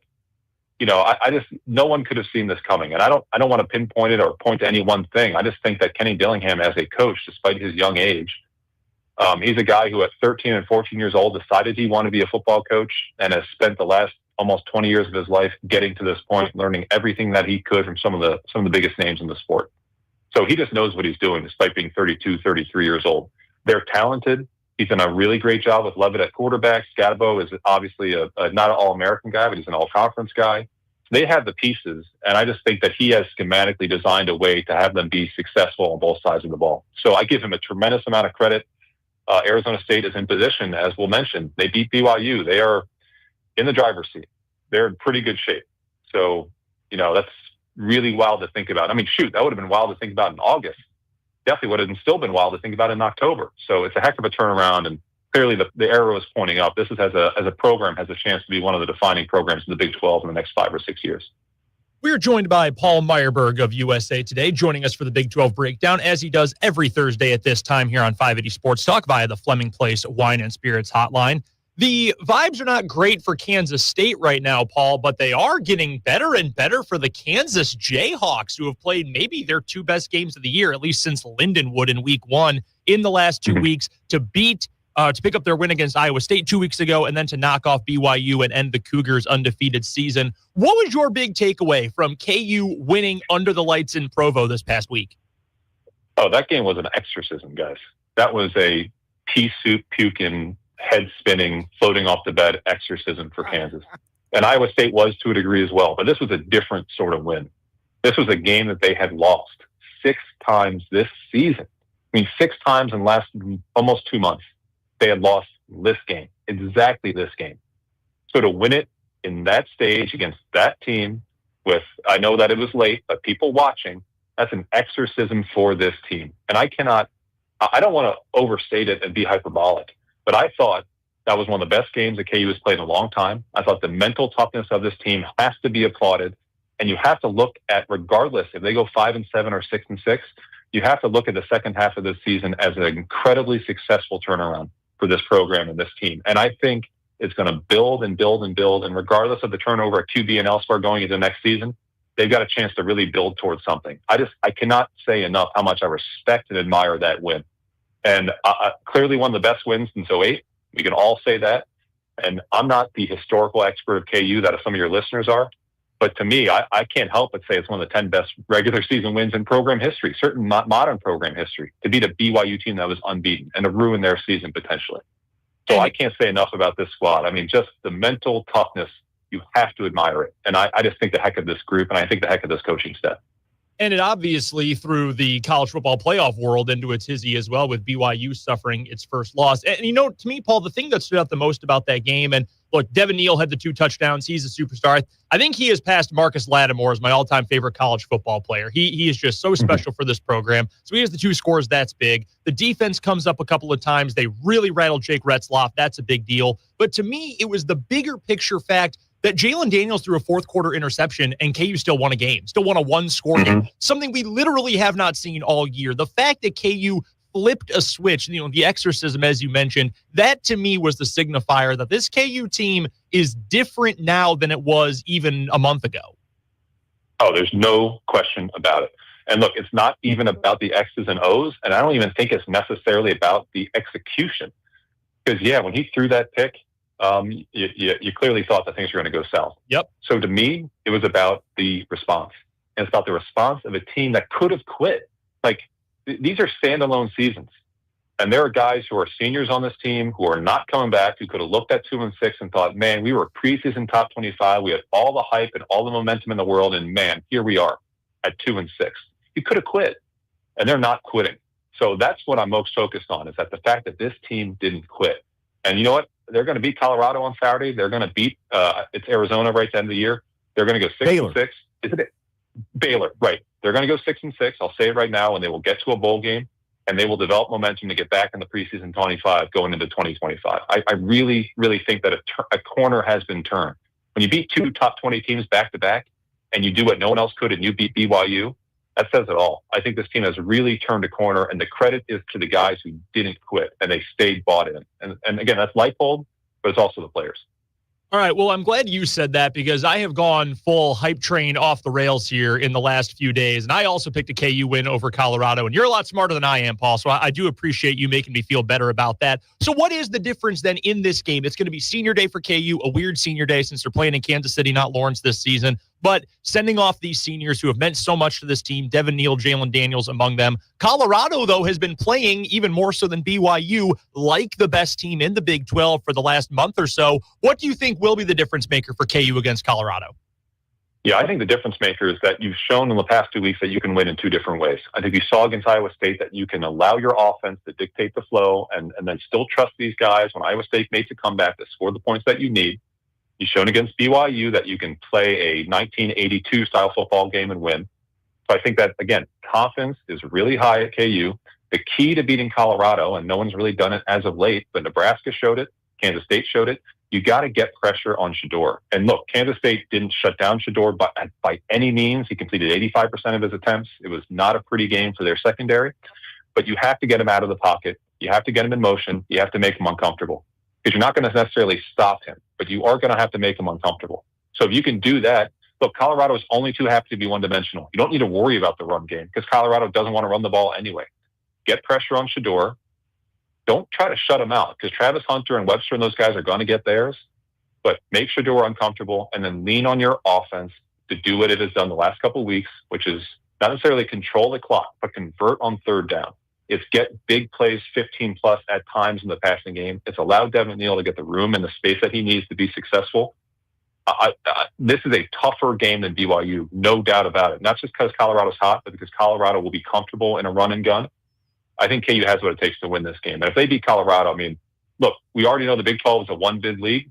If they beat Colorado, you raise potentially, I know this is wacky, but if Army finds a way to beat Notre Dame on Saturday, there is a chance that the Big 12 gets left out entirely from the playoffs if Colorado loses this game on Saturday. And I know that's ridiculous, but it is possible.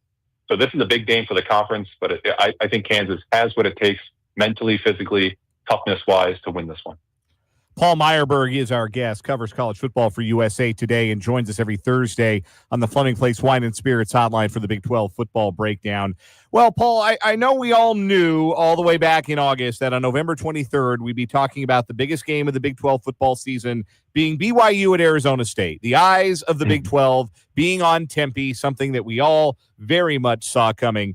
So how do you handicap this one? BYU, Arizona State, these are two teams that, frankly, neither of us here sitting in this room talking to you thought were going to be particularly good. And a big part of that was we didn't think they had great quarterback play. Well, Retzloff and Levitt have been pretty solid throughout the year. So it's an interesting matchup in that regard. But what stands out to you most about what will define this game between the Sun Devils and the Cougars? Yeah, I think it's pretty simple. I think Sam Levitt has been really, really good for several weeks in a row after coming back from injury. And it's him against BYU and their secondary, their ability to defend the pass. I mean, they were really good against Daniels. Look, not to go back to Saturday again, I thought Daniels had some specific throws in that game that reminded me of how good he can be. Like just some moments in that game. But they still did a good job on him. They've done a good job all season against the pass. If Arizona State can get that pass game working and loosen things up, this is a win. I don't like BYU. I mean, I just don't like this team. I think that there is a lot there that is just kind of skinny your teeth. And we saw it against Utah, saw it against Kansas, saw it against Oklahoma State. This is a team that has not impressed me really, even at 9-0. So I don't really like them in this matchup. I think Arizona State has, like KU, momentum, skill talent, and the ability at home in this biggest game for the program in a decade or more to make a statement. So I don't feel very good about BYU's chances at all.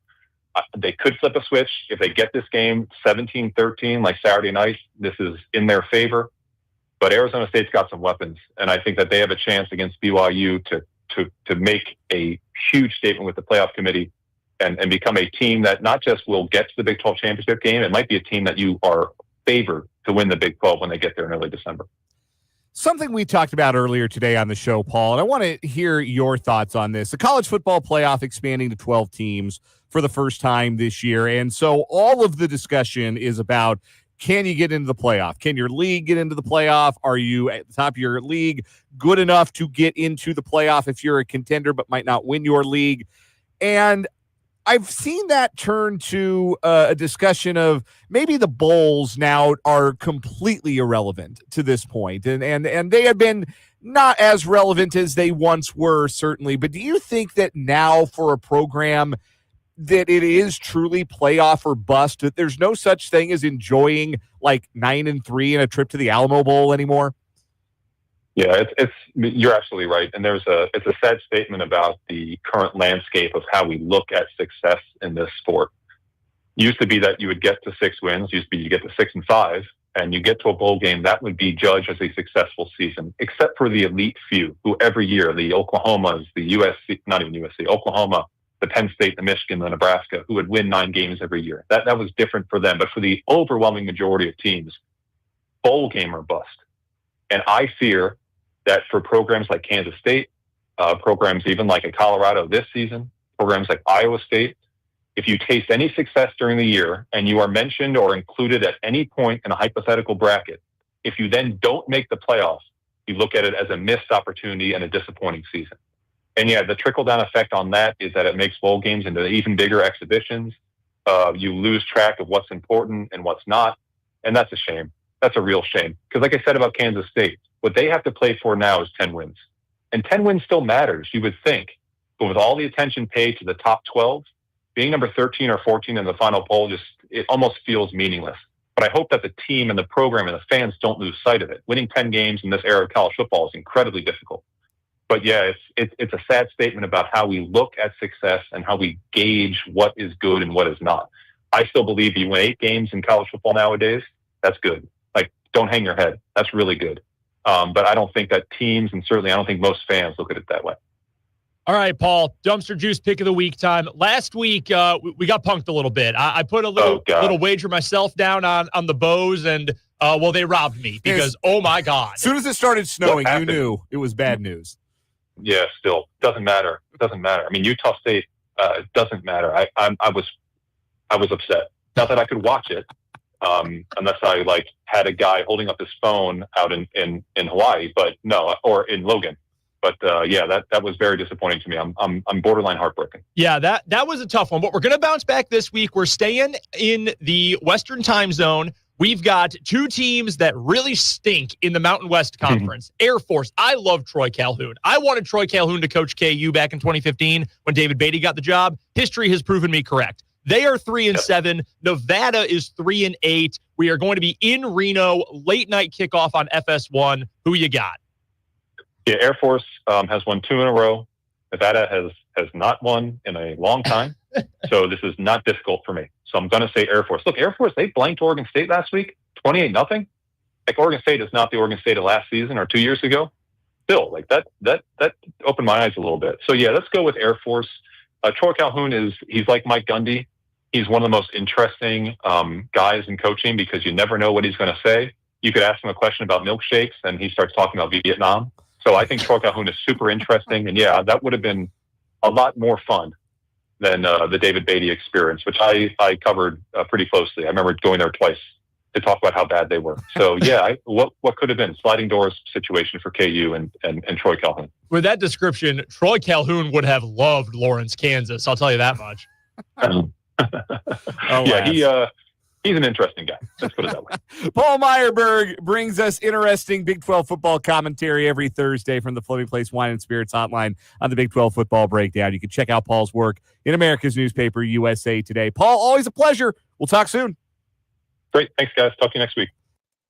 That is Paul Myerberg. We went along with Paul today, so we're going to go ahead and slam into this top of the hour break here and come on back with the final hour of today's edition of 580 Sports Talk, on which you will hear our 580 Sports Talk headlines and our weekly chat with the voice of the Kansas City Chiefs, Mitch Holthus. That is all still to come on today's show. Stay with us on 580 WIBW, FM 104.9, 580WIBW.com, and 580 Sports Talk on YouTube.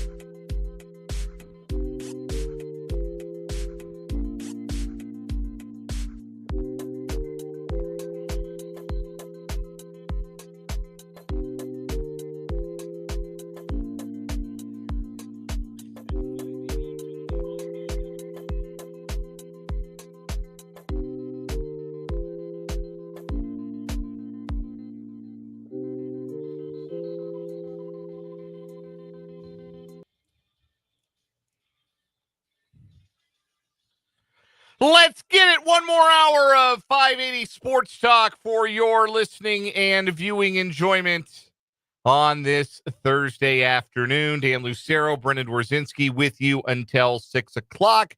Then we'll give you a little 580 Sports Talk overtime, a little taste, a conversation of the day before we hand things off to coverage from Westwood One of Thursday Night Football.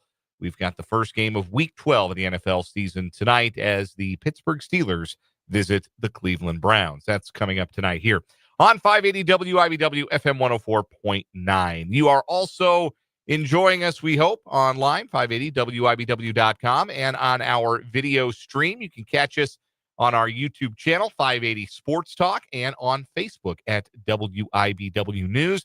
There's a live chat feature in the YouTube. If you're watching on your phone or on the website, youtube.com, there's a live chat feature. Jump on in. Interact with us and your fellow listeners throughout the show. Always love to see the live chat popping like it is today. You can also text the show, 785-272-9429. Two pieces of news from me before we get to headlines, Mitch, and our Thursday Night Football preview.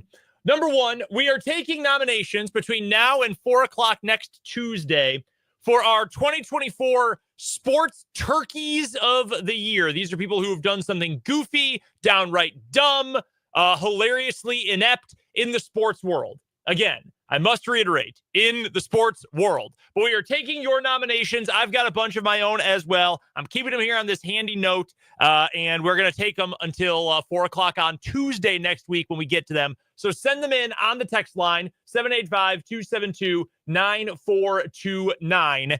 And you can also send them in on the YouTube comments as well, your Sports Turkeys of the Year. That's piece of news number one. Dan, the second piece is maybe the biggest piece of news today.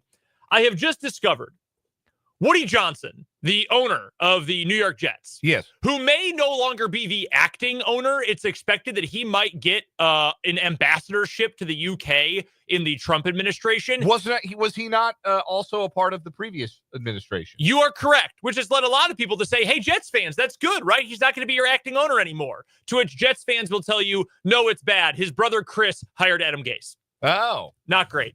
I've also, however, just found out a piece of information about the Johnson family we need to know. He has an 18-year-old son named Brick. Brick Johnson. He's 18 years old.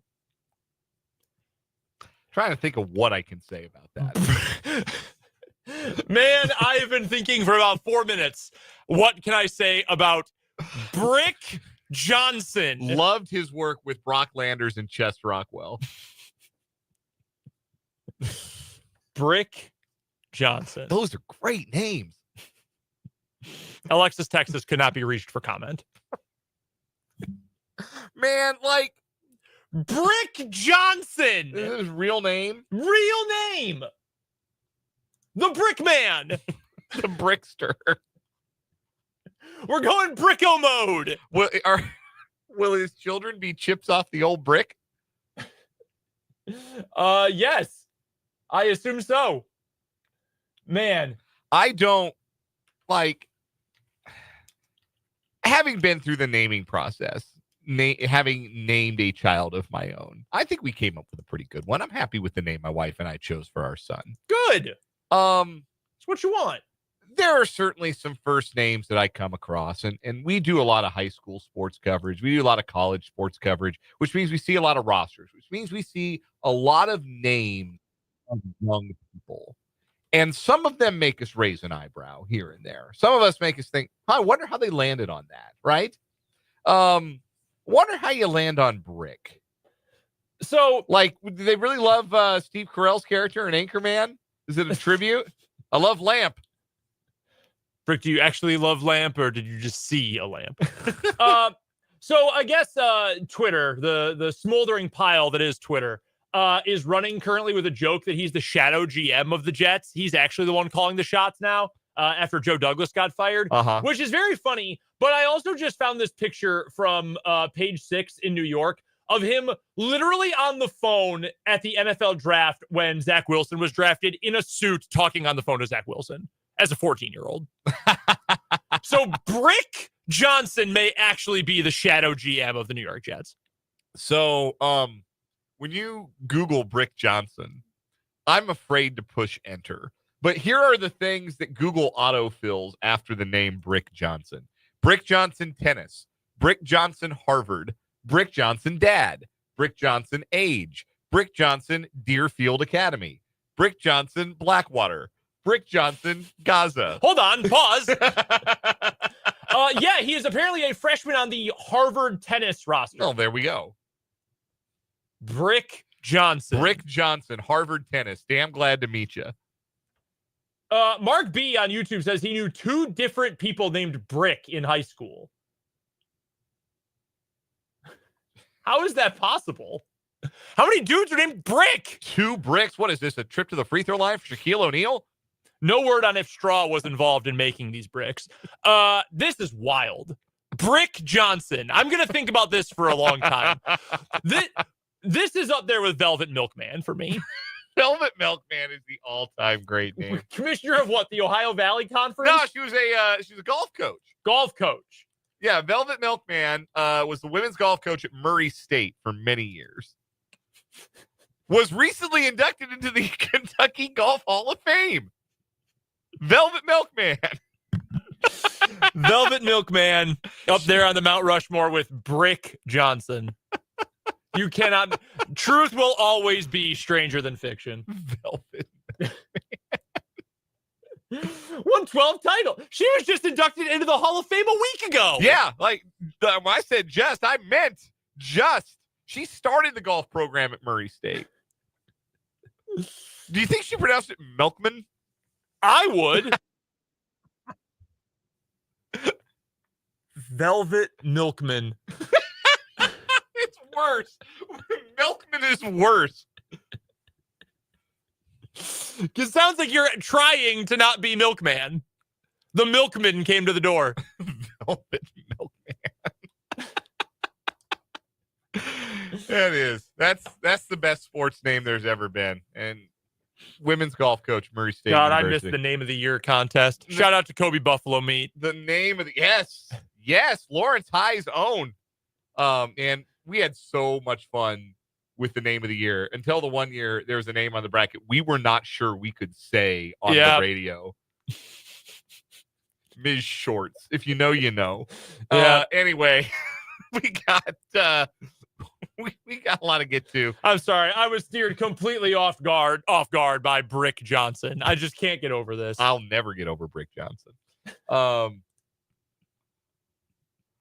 It would kind of go hard as like a rapper name though. Like, yeah. Think about like Brick Johnson got a feature on a Ghostface Killah album or something. He is the exact opposite of Darren Peterson, the new KU commit who goes by Bucket Jones. Yes. His exact opposite is Brick Johnson. They are. They're polar opposite. Buddy is 1 of 40 from 3 this year. Brick Johnson. Daryl Peterson comes out and goes 0 for 6. And Bucket Jones, and we're like Brick Johnson. Oh, man. Thank you for that. Mitch Holthus is going to join us in 10 minutes. We're going to hear from the voice of the Chiefs. Always enjoy. Can you imagine Chris Berman trying to do a highlight for Brick Johnson? Or Velvet Milkman, for that matter? No. Wouldn't have been able to come up with a nickname for Velvet Milkman. How can you nickname Velvet Milkman? It's impossible. Till the cows come home. Follow the yellow Brick Johnson. Rumbling, stumbling, bubbling. Should we do some 580 Sports Talk headlines? There are not a ton of them, to be completely honest. It's a bit of a slow news day. Let's get into... I told you the biggest news today is the existence of Brick Johnson. It really is. This headline is a wild one. We may as well start here because it does involve Patrick Mahomes and Travis Kelce, whose homes were recently burglarized just before and the day of the Chiefs' win over the Saints back on October 7th. Apparently, there is a wide-ranging burglary ring that has targeted homes of professional athletes across multiple sports. So the NFL has issued a security alert to teams and the players' union that says that homes of professional athletes have become increasingly targeted for burglaries by organized and skilled groups. The NFL and other pro sports leagues received a briefing from the FBI last Friday. Law enforcement officials noted these groups target the homes on days the athletes have games. Players were told to take precautions and implement home security measures to reduce the risk of being targeted. Some of the burglary groups have conducted extensive surveillance on targets, including attempted home deliveries and posing as grounds maintenance or joggers in the neighborhood. They've entered through side doors, via balconies, or through second-floor windows. They've targeted homes in secluded areas and focused on master bedrooms and closet areas. Players now have been warned to avoid updating any social media with check-ins or daily activities until the end of the day. Posting expensive items on social media is also discouraged. That's probably a good thing to discourage anyway. The problem is, like, yes, it's one thing for like you to go on your Facebook and be like, leaving for vacation for a month, and then people kind of know at a given time. Remember when a news station in Kansas City made that a story on their daily news? Hey, here's Patrick Mahomes' address. Yeah. Yeah. Like, you don't get a lot of privacy. We've all seen his house. Like, we watched that quarterback show on Netflix. We know where Patrick Mahomes like, we've seen his house. Mhm. We know what his house looks like. People don't know what my house looks like. People don't know what the average person's house, like, I don't know what y'all's house looks like, but I know what Patrick Mahomes. So, yeah, obviously pretty uncomfortable situation. You feel for anybody who has been a victim of, it's horrible to think of a home invasion. Like, yeah, that is the place where you're supposed to feel the safest. And even if it happens when you are not there, that is a part of your personal safety that feels maybe irrevocably violated. And that's a hard thing for people to have to deal with, even if they are world-class professional athletes. So wild story, though. And Mahomes and Kelsey are the ones we know about. But it sounds like this is happening across the spectrum of professional sports. Yeah, this is terrifying. Yeah. And they have a confirmed modus operandi. They only they target master bedrooms, and they're taking things like watches and jewelry and handbags, and they do not go when anyone is inside. They scope it out and they say, oh no, the Mahomeses are home. Oh look, the kids are playing Boggle. Okay, we'll come back tomorrow. It's like not dangerous in terms of your life, but you don't want to take that risk at any point, because No. Where do we go from here? I mean, those break-ins can be. I mean, that's how Sean Taylor lost his life. Yeah, somebody broke into break-in. his house. Yeah. So, obviously a very scary situation. All right, first headline for me today. Let's go with, we'll go with the college football news. Colorado, big recruiting news today. Juju Lewis, 5-star quarterback who was previously committed to USC. He announced his decommitment earlier this week. Well, he has since flipped. He's the number 2 recruit in the country, according to ESPN. He is also top 5, according to the other recruiting services. He has flipped to the Colorado Buffaloes, which is very significant, Dan, because I am among a large group, and you might be as well, that has believed once his 2 sons, and by his 2 sons, I mean Shedeur and, of course, Travis Hunter, leave Colorado, that's it for the Coach Prime show in Boulder. I can't imagine Julian Lewis would have committed to Coach Prime unless he knew that he was going to be around for another year, because, sorry to Buffs fans out there, I can't imagine the number 1 quarterback in the country going to Colorado for another reason, to be honest with you. Well, correction. He's the number 2 quarterback in the country. That's an important distinction, because he's not the best quarterback in the country to have flipped his commitment today. This is breaking news from Adam Schefter. The number 1 overall recruit in the class of 2025, Bryce Underwood, previously committed to LSU, just flipped to Michigan. Oh, he did flip.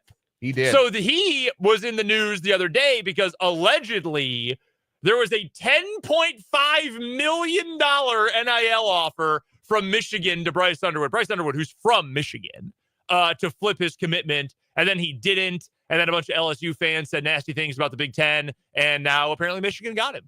That is significant. I also don't believe that number. I do not ever believe NIL numbers. I'm just going to tell you that right now. I don't either. Back to your point, though, about yes, Deion. Look, I'm sure there's a part of Deion Sanders right now that thinks, yeah, maybe I'll be at Colorado next year if it makes sense for Deion Sanders. Because if there is one thing that will remain true about Deion Sanders, one thing that has remained true about Deion Sanders for his entire life as a public figure, from his days as a player at Florida State to a two-sport professional athlete, a Pro Football Hall of Famer, and now the coaching thing that he is doing. Deion Sanders is going to do what's best for Deion Sanders. Always. He is not the least bit considerate, I don't believe, of what is best for other players on his team. He's not really considering Colorado fans. I don't think he's considering Juju Lewis, to be completely honest with you. I think that Deion Sanders is going to do what is best for Deion Sanders. And what's best for Deion Sanders, maybe that is coaching Colorado next year. Maybe it is. Maybe that's what's best for the brand of Coach Prime, because his entire life as a public figure is a branding exercise. And maybe it's good for the brand for Deion to stick around Colorado and try to prove, yeah, I can win without my two talented sons, Shadur and Travis. I can win without those guys. Which, by the way, addendum to that, Travis Hunter announced today, no-brainer, he's not going to come back for his senior season. He's going to declare for the NFL draft. Yeah, his direct quote about it was, "That's definitely for sure." Yes. Yeah, no one doubted that. So maybe that's for maybe that's what's best for Deion Sanders. Maybe he's already made that calculation that is what is best for Deion Sanders. Maybe what's best for Deion Sanders is taking over at Florida State, his alma mater. Maybe what's best for Deion Sanders is going to the NFL and coaching his son in the NFL, or not coaching his son in the NFL, but coaching somewhere else in the NFL. The thing is, and Deion is not any different in this regard from many other college football coaches who would make the same calculation. But this is Deion Sanders we're talking about, so it should be more obvious and more readily apparent because we know this about Deion Sanders. We've always known this about Deion Sanders. That Deion does what is best for Deion. Deion makes the move that makes sense for Deion, which means he makes the move that makes dollars for Deion. It is good for the brand of primetime Deion Sanders. And if that is staying at Colorado and mentoring Julian Lewis, hell, maybe that's a Netflix show. Maybe there's an Amazon Prime show in that the family can cake off of, and they can do that for a year or two or three or whatever. But were you aware, by the way, that Deion has a show coming to Tubi? Yes. I just learned that the other day. A talk show. What? Bro, don't you have to coach? Well, I mean, if Doug Gottlieb can do it. Yet to be seen if Doug Gottlieb can actually do it. Like, I don't know what it would look like in a world where Deion Sanders was like a normal coach that just happened to have the two outstanding players on this team and putting together a season that might make the college football playoff and might have taken Colorado from the absolute dregs to the playoff in 2 years. If he were just a normal coach, I don't know what the future would necessarily hold for him. I also know that Juju Lewis is committed and decommitted now 3 times. He was USC, then he was Georgia, and then he was Colorado. So certainly this will be the last one, though. Yes, maybe that has something to do with the young man. Who can say? But anyway, before we get to a timeout and bring Mitch Holthus to the program, I want to let you folks know that there is an outstanding opportunity for Black Friday with our good friends from Great Life. They get a bonus gift with their Black Friday specials. If you buy a $50 gift card to Great Life, you can choose either a free bay rental at Great Life North, Top City Golf, or a free 18-hole round of golf. You get one or the other if you spend $50 or more on Great Life gift cards. That's available for a limited time during their Black Friday special event. Folks, if you haven't played the Great Life golf courses recently, change that when you get the chance, when the weather permits, because those courses are in outstanding shape. They look great. They play great. They're great fun. It's Great Life. Visit greatlifetopeka.com for more. Mitch Holthus next on 580 Sports Talk.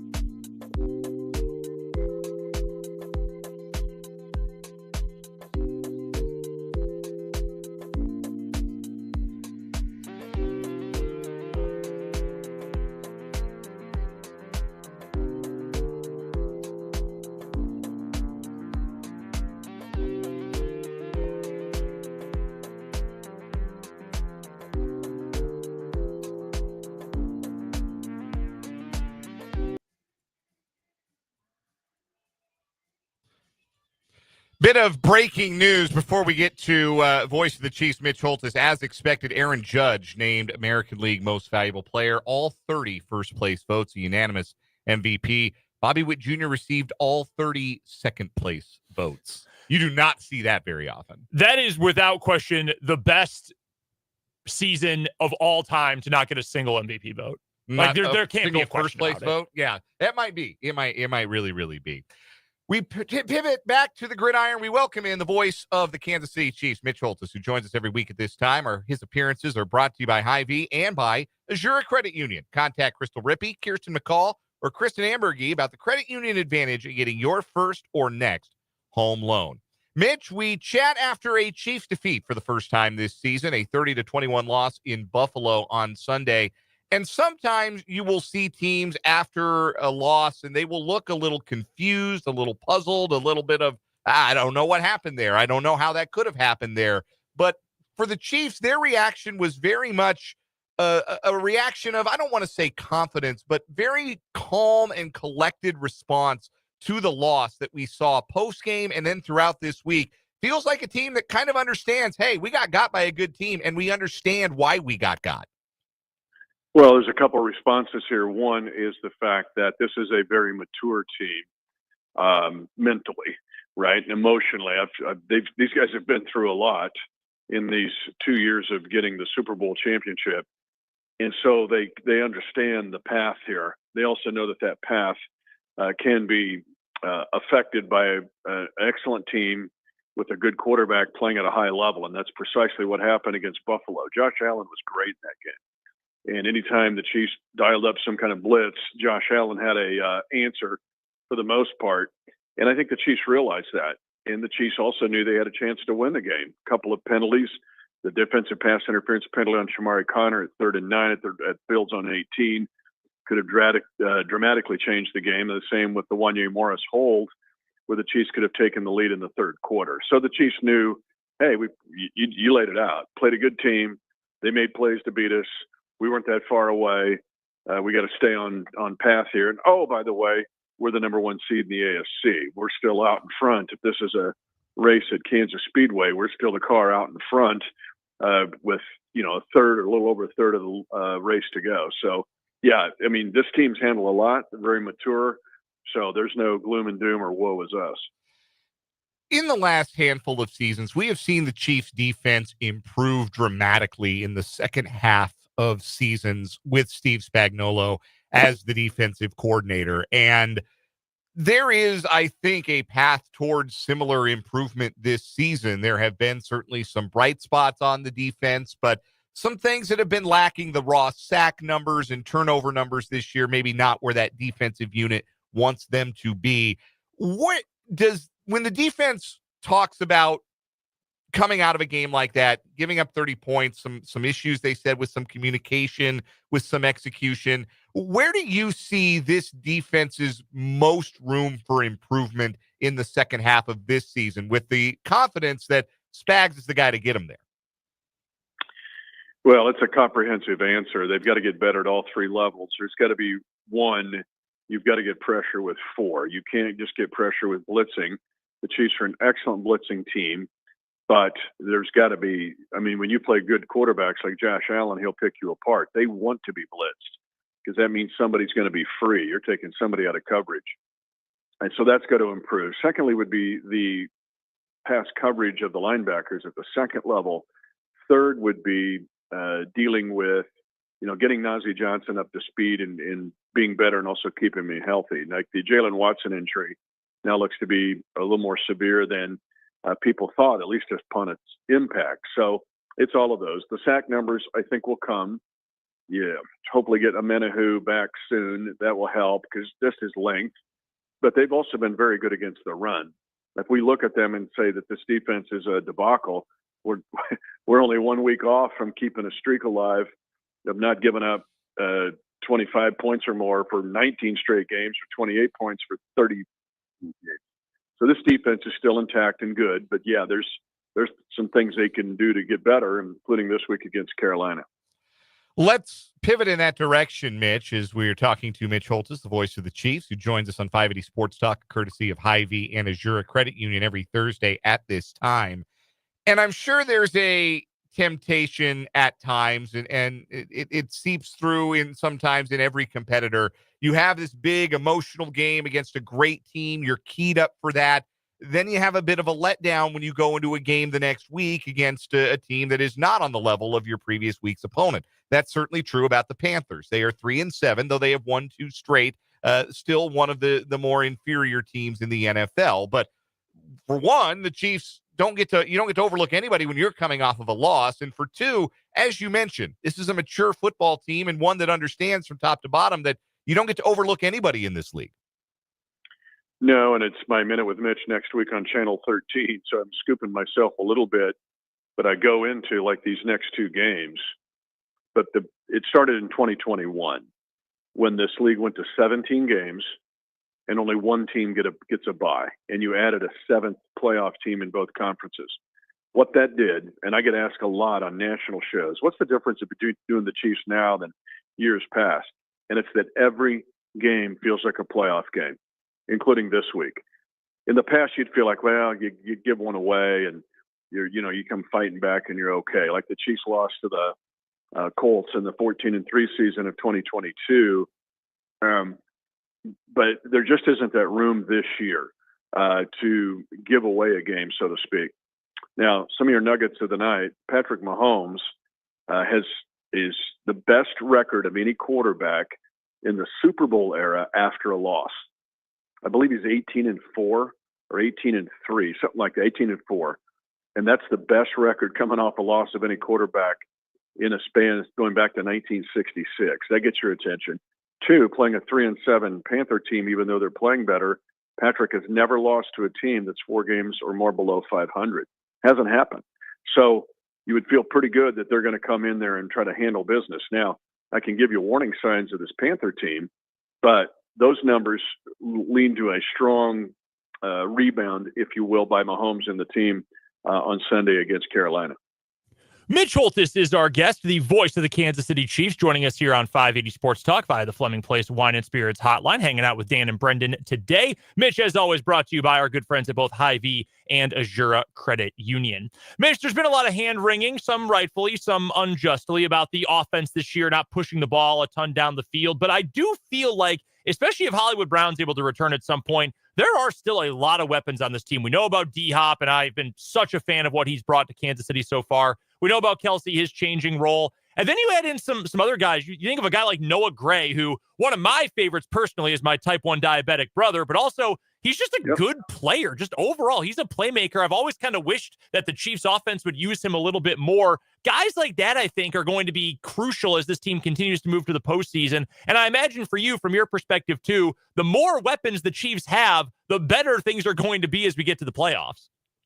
No question, Xavier Worthy is coming to mind here. I mean, if he can get his kind of spatial awareness locked down and the toe drag, there's 2 games and 2 plays, that are very vivid. That would be, in essence, almost 100 yards. And Pat's stats would look better. The deep threat, they don't throw the ball enough deep. Well, they're throwing it deep. They just have to complete those plays. Noah Gray, I'm with you on. He's emerging. I sent you guys some sound. I had a chance to talk to Noah this week. First of all, he's one of those mature players that knows that you got to play tough against Carolina, but he's emerging. And Andy Reid and Matt Nagy are using him in different ways. And right now, Noah Gray is responding, and it's exciting to see it.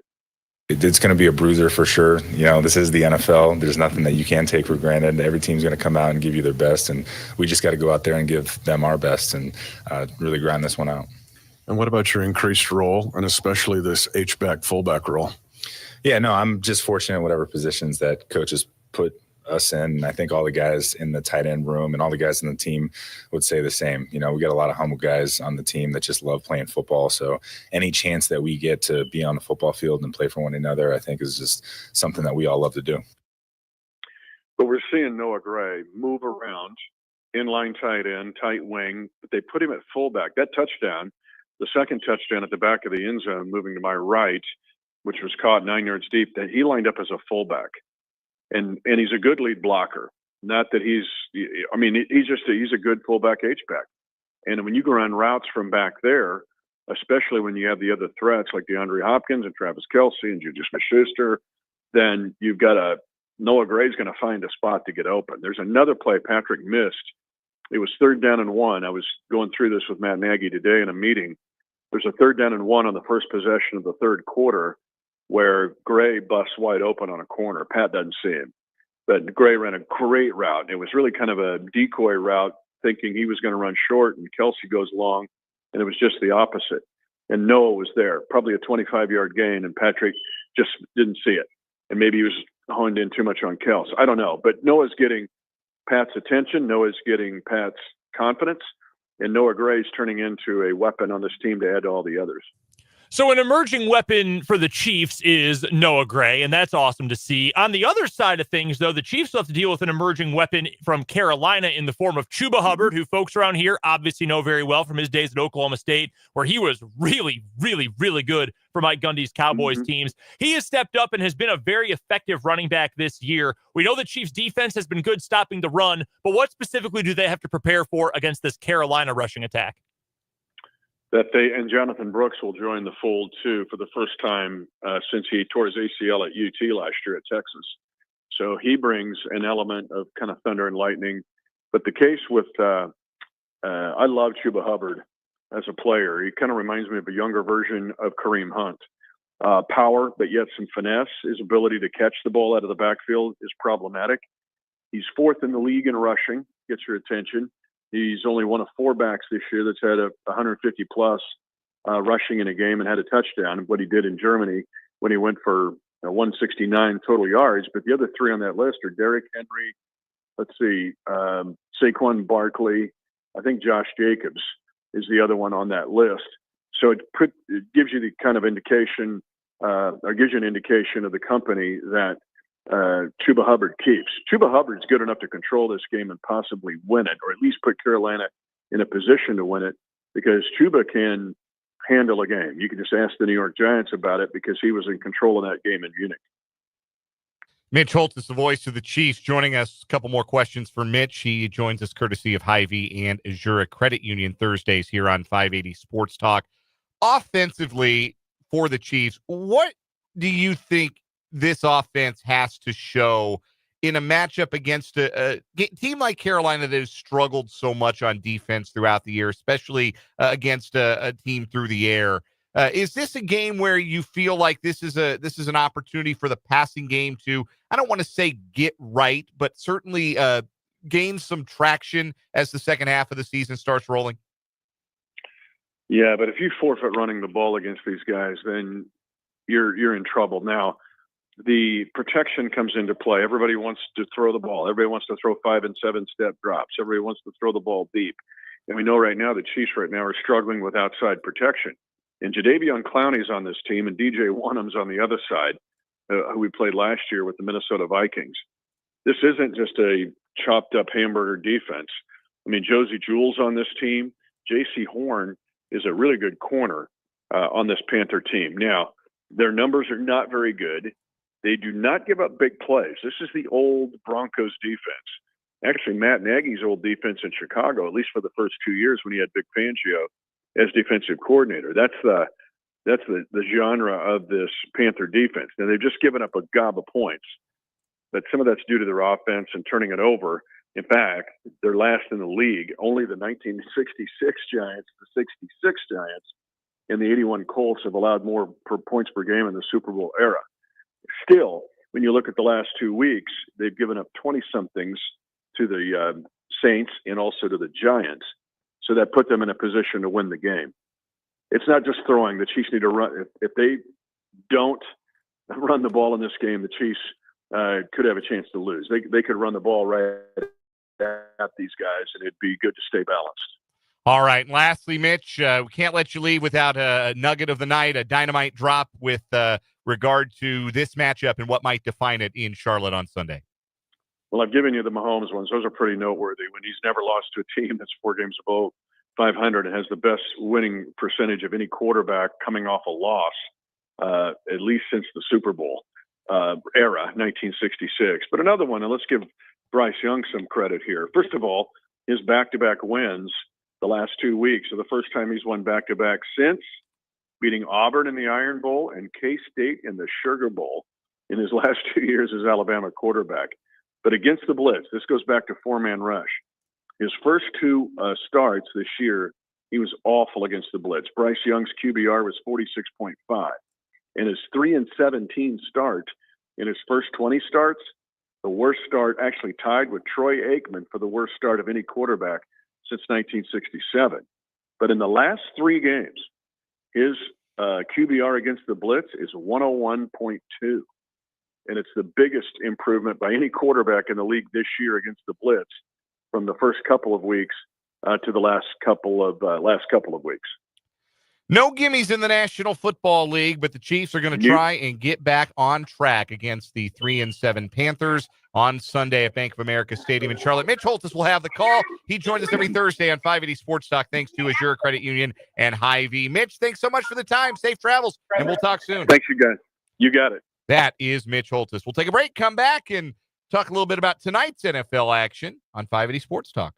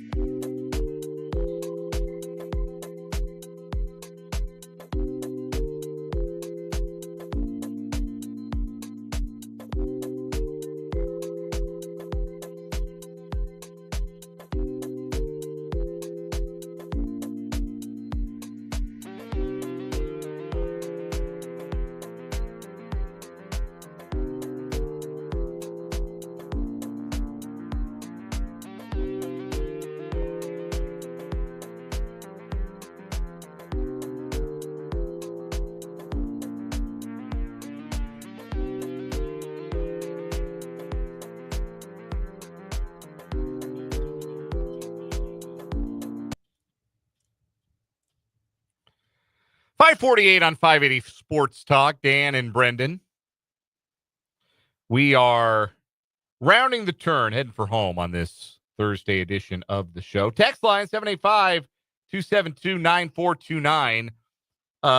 This is a first. Somebody sent us an invite to add them as a friend on Roblox. I saw that.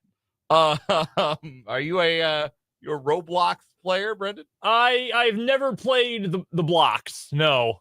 I can't say I've ever played it. I don't really know anything about it other than it's very popular with the youths, and it's not the same thing as Minecraft. So if you are hearing this and you sent us the friend request on Roblox, we appreciate it. It's very kind. Chances are you maybe entered a digit wrong. And we're not actually asking the 580 Sports Talk crew to be your friends on Roblox. No. But thank you. It's the thought that counts. It's nice to just be included. Exactly. It's nice to be thought of and thought of and requested in that way. We got Thursday night football coming up tonight here on 580 WIBW. We've got the Westwood One national coverage of Steelers Browns tonight. Steelers are 3.5-point favorites in Cleveland. I hear the weather is going to suck, which actually makes it more likely that I'll turn the game on. Yes. Hell yeah. So big game for the Steelers tonight. They're a 3.5-point favorite at last check over the Browns. If they win, they will be just a half a game back of the Chiefs and tied with the Bills in the AFC playoff race. The Bills have the week off this week. So that's pretty darn huge. And of course, the Steelers will play the Chiefs coming up on Christmas Day. The Steelers, though, are trying to avoid something, Dan, that they have done all too often in recent years, and that is have a gigantic emotional win and a very important one, and then totally yak away their next game. Yeah. Last season, a late season win in Cincinnati was followed by a 14-point home loss to a bad Arizona Cardinals team. If you flip that result around, Pittsburgh gets the 5 seed instead of the 7 seed. Yeah. Significant. Go back to the COVID year, 2020, the worst 11-0 team of all time. That was the Steelers. I remember. Again, they beat Baltimore to get to 11-0, then lost 4 of their next 5 and lost in the first round of the playoffs. The year before that, 2019, started the year 8-5 after beating Arizona. They then lost 3 straight and missed the playoffs. So they need to win this game for their own sake because recent history indicates this is the exact time when they start a downturn. 34 degrees and likely rain. Yes. Not super windy, just cold and wet and gross. Yes. I don't know who that benefits necessarily.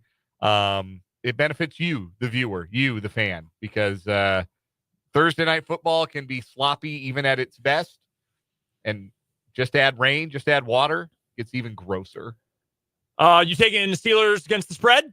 Yeah, they're the better team. I'm not thinking too hard about it. 3 and a hook, though, make kind of significant number. Tempting, but I'll go with the Steelers. I don't like Jameis against that defense. Hey, by the way, we were talking about Brick Johnson earlier. We were. Which was very funny. I would like to add something else that's very funny to the program. Currently, I don't know where this game is being played. Some mid-season tournament. Robert Morris is playing Cornell. Some of the Robert Morris players got misprinted jerseys. So some of them are wearing uniforms that say Morris Robert on them. That's awesome. I just saw a screen grab of Josh Omojifo stepping to the free throw line with 7 minutes left to go in the first half, leading Cornell by 10, and his uniform says number 4, Morris Robert. His teammate behind him to his right has one that correctly says Robert Morris. Well, Morris Robert is as much of a name as Robert Morris. That's true. You can also tell they were botched because they're missing the corporate sponsor patch on the left shoulder of the jersey. It just Morris Robert. That's so funny, man. I can't believe it. In 1 hour of sports talk, we got Morris Robert University and Brick Johnson. We sure did. Maybe give it one more time on the final word. Who's to say? That's coming up after this on 580 Sports Talk.